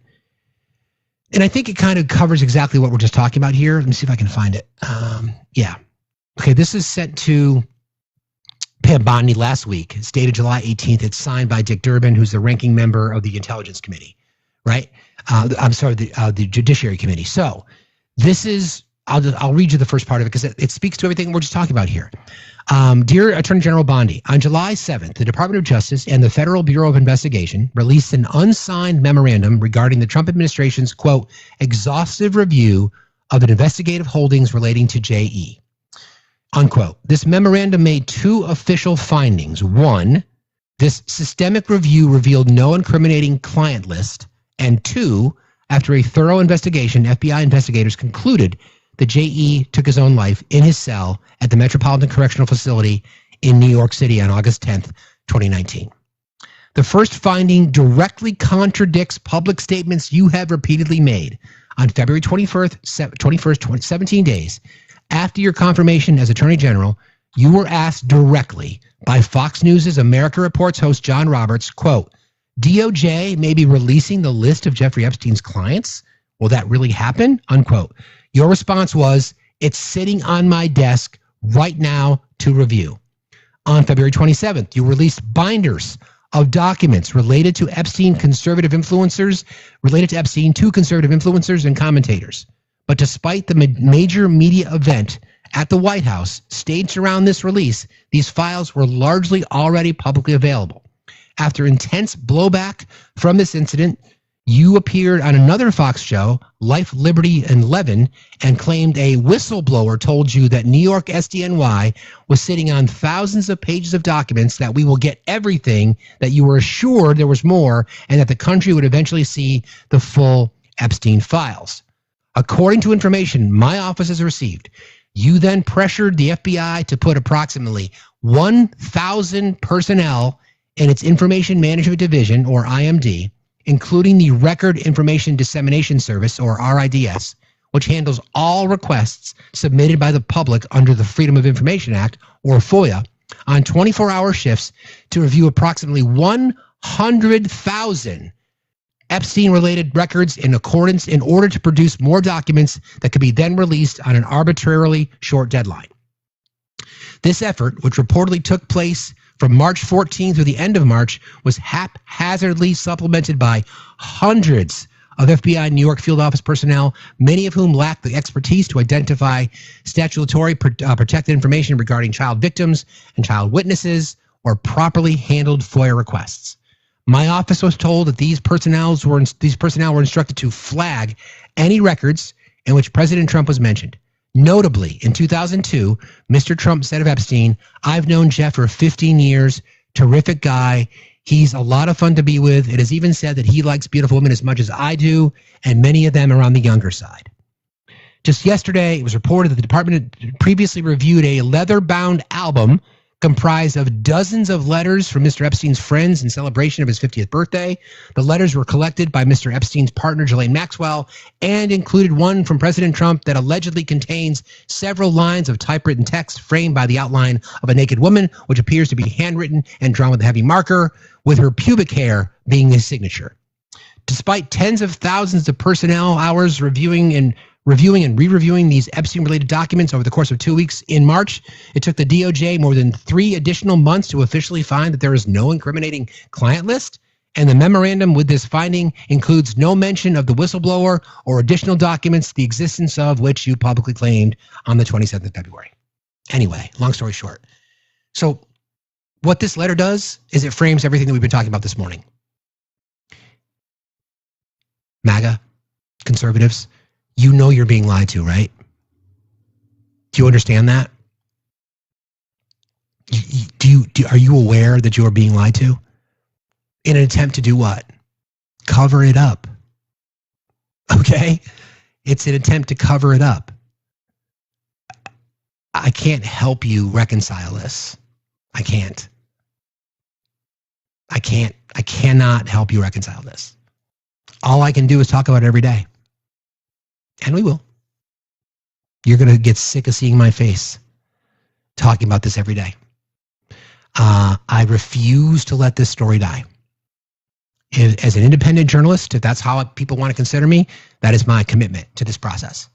We need to make sure that victims' voices are heard. We need to remind people that this is an elaborate, interconnected global ring of trafficking young girls.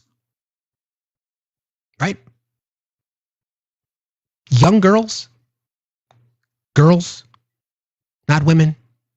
Girls. Young girls. Ages 13, 14, 15, 16. People like Katie Johnson, whose life was threatened. Her credible claims against Mr. Trump. But that doesn't matter to you guys. And just as a reminder, this is about to get graphic, but I'm going to do this because I think it's necessary. I don't want this story to die. This is the complaint filed in Florida District Court against Katie Johnson with naming Donald Trump and Jeffrey E. Epstein as defendants. This is dated, what's the date on this? April 26th, April the 26th of 2016. They talk about the incidences. The plaintiff, Katie Johnson, alleges that she was enticed by promises of money and a modeling career to attend a series of underage schmex parties held at New York City residence of defendant Jeffrey E. Epstein and attended by defendant Donald J. Trump. Like when I said earlier about how we shouldn't be focusing on whether or not he was at the island or not, don't forget Trump has made it very clear that he didn't. It was a privilege. He didn't have the privilege of being allowed to go to the island. So they're going to try to use the island now as saying, I didn't go to the island. Well, this happened in New York. The Maria Farmer case happened in New York. The Stacey Johnson case happened in New York. Okay? On the first occasion involving defendant Donald J. Trump, and this is really graphic, I know you guys have heard this before, so I'll trigger warnings in advance. I'll do my best to navigate through this here. On the first occasion involving defendant Trump, the plaintiff, Katie Johnson, was forced to manually stimulate with the use of her hand until completion. On the second occasion involving defendant Donald J. Trump, the plaintiff, Katie Johnson, was forced to orally copulate defendant Trump until completion. On the third occasion, involving defendant Trump, the plaintiff, Katie Johnson, was forced to engage in an unnatural same-sex act with her fellow minor and an additional slave, Maria Doe, age 12. I'm not going to read any more because it's just way too graphic, and I want to keep the live up. That case was dropped because she was threatened. This is the last piece. On the fourth and final encounter, defendant Trump, the plaintiff, Katie Johnson, was tied to a bed by the defendant and then proceeded to grape the plaintiff. She was 13 years old. During the course of this savage attack, plaintiff Johnson loudly pleaded with defendant Trump to please wear a condom. Defendant Trump responded by violently striking plaintiff Johnson in the face with his open hand and screaming he would do whatever he wanted to. As he refused to wear protection, after achieving climax, the defendant put his suit back on. When the plaintiff, Katie Johnson, was in tears, asked Donald Trump what would happen if she got impregnated. Defendant Trump grabbed his wallet, threw some money at her, and screamed, "Go get a fucking abortion."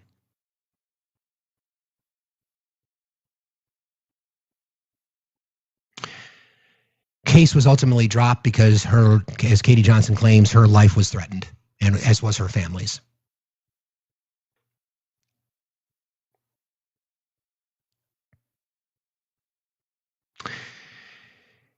Yeah. So there's that.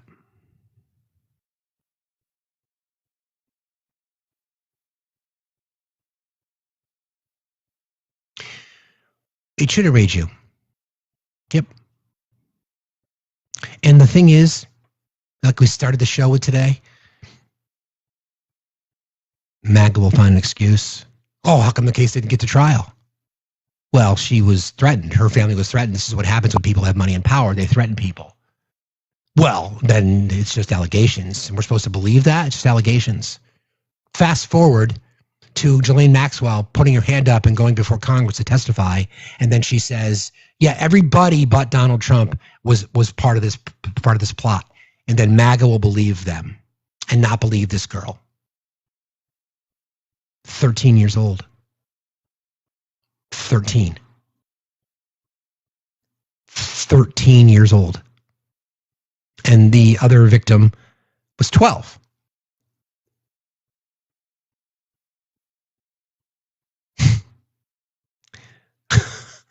Like,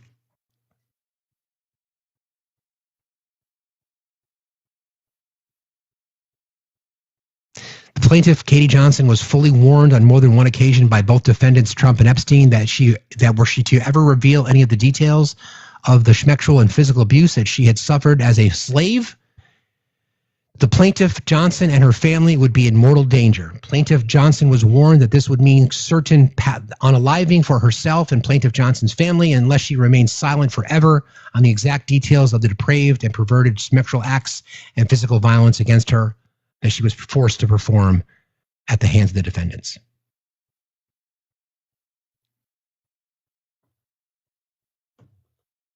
I don't know. These predators are going to get away with this shit. They're going to get away with it. Here's the sound from Jeffrey Epstein in his testimony on March 17th of 2010. Ever had a personal relationship with Donald Trump? What do you mean by personal relationships? Have you socialized with him? Yes, sir. Yes? Yes, sir. Have you ever socialized with Donald Trump in the presence of females under the age of 18? Though I'd like to answer that question, at least today, I'm going to have to assert my 5th, 6th, and 14th Amendment right. Of course you will.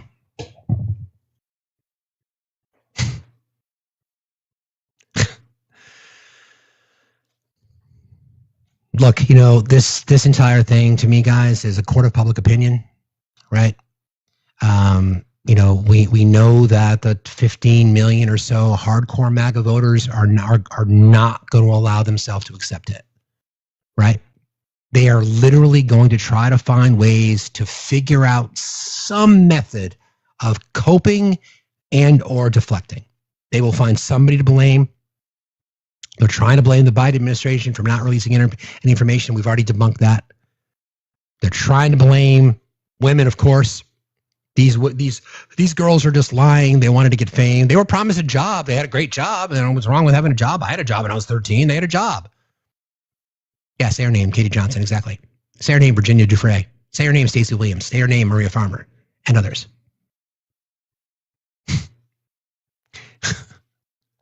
Alex Acosta, the attorney at the time, gets promoted, who got this sweet-ass deal for Jeffrey Epstein, was then given the job of labor secretary in the Trump administration.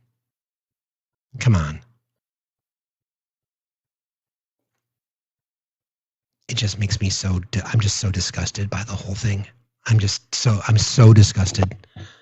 This story just, I don't expect anybody on the right to look at it the way that we do. As in, like, how horrible this is, and that we want everybody involved to be rounded up. Everybody involved. We want everybody connected to this who have committed these crimes against children to be thrown under the fucking jail? Why is it that you guys can't say the same thing, the bulk of you?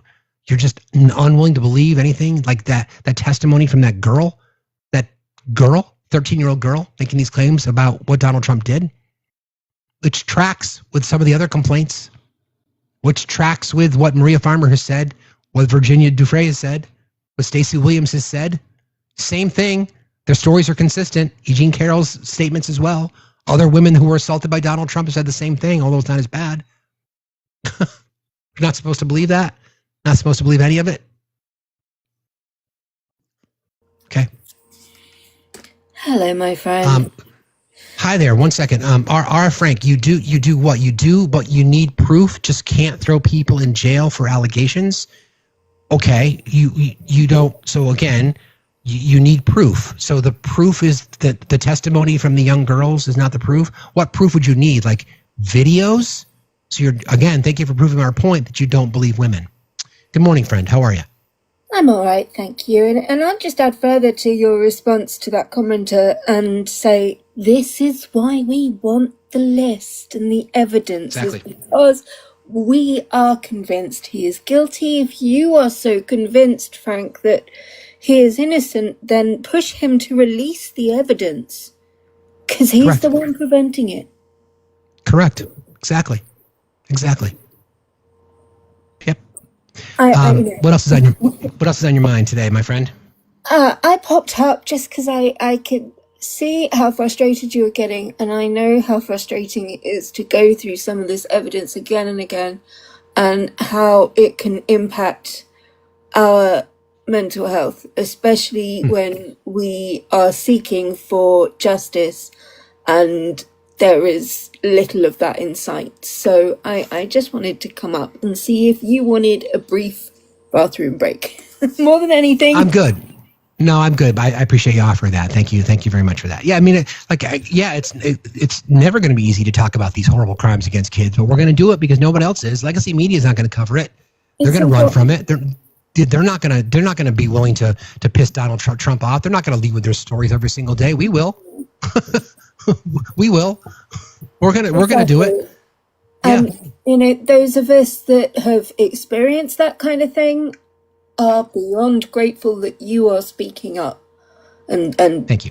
Keeping these people accountable. Even if they never face justice, they are facing a kind of justice with you spreading this evidence. Because it is evidence, witness testimony, evidence, right? Agreed. Witness testimony. Exactly. Evidence. Exactly. If it was enough to get Mr. Jeffrey banged up, then it should be enough for Trumpton, but apparently not so far. So we just keep going. I completely agree. I'm glad you said that. Yeah, I mean, it's you're right. Evidence is testimony. That is evidence. Yeah, that's what evidence is. And this is the thing that I get with even in that statement. Like you feel like, yeah, you want to hold everybody accountable, but we need evidence. What do you want? You want pictures? Okay, then demand that it be released. All the information that we have that's been released. Yeah. You want more phone records? You want yeah. Then if you want it, then you say exactly. Tell members of Congress that you want the victims who've come forward and said that they would testify to stand there and testify. And would you not believe it? If he is proved innocent, then I will be the first to say I was wrong. But absolutely. This is why we want the evidence, so we can put this behind us. Correct. And for people on the right, you guys seem to think that we're going to be protecting our own. Like, you've even seen the comments come flying by. Well, what about Clinton? We're like, okay, put fucking Clinton's ass in jail too. Don't give a shit. Don't care. Put him behind bars. We know that he was involved. This is happening on an international scale. So exactly, my country isn't innocent in this. We have it in our royal family. So I think, please, MAGA, try and be a bit objective and actually think about why we want to protect women and children and why we have a hard time when it looks like you don't. Yeah, Frank, you said that you 100% won't say you're wrong. See, Frank, the difference between us and you is that we have integrity. We want the truth, Frank. You don't. Even in your statement, you said the witness testimony is not enough evidence for you. So what do you want that evidence to be, Frank? You don't believe circumstantial. You don't believe data. You don't believe science. You don't believe the voices of women. You don't believe evidence. You don't believe the contradictions coming from the Department of Justice, the lies that they told. What do you believe? You see, you have no integrity, Frank. None. No integrity. No integrity whatsoever. Yeah. And that's part of the problem. If we, again, to summarize, if we believed women in general, we wouldn't be here. Well, I'm not going to say we wouldn't be here, but it'd be a hell of a lot easier to navigate through these things. Bring on the matriarchy. Exactly. Thank you for jumping in today. I appreciate you. Your offer, you're very sweet. Appreciate it. Talk to you later. Bye. Bye. Just such an example, right? It's just such an example. Hey, buddy, how you doing? Good boy. Good boy. Here's an example. Like, what more evidence do you want? Michael Wolff has made a claim that there are pictures of Donald Trump with naked girls, not women, on his lap. Then that's the evidence that we want to see. Would that not be enough for you, Frank? Would that not be enough? We know the lies that he's told about the reason that he ended the relationship. He said it was because Jeffrey Epstein was a creep. No, apparently not. Because just yesterday he said, it's because he was stealing my property. So what do you want? What more evidence could you want? Don't you understand how pathetic that makes you look when you say something stupid like that? So you're at this. Which button are you going to pick? You know he is. You're okay with him being that, isn't it? That's what it comes down to, right? You're going to push this button. You're okay with him being a diddler. What's on your fucking browser history? That's all I want to know. Like, what's on your browser history? It's wild. The lengths that you people will go to try to defend this.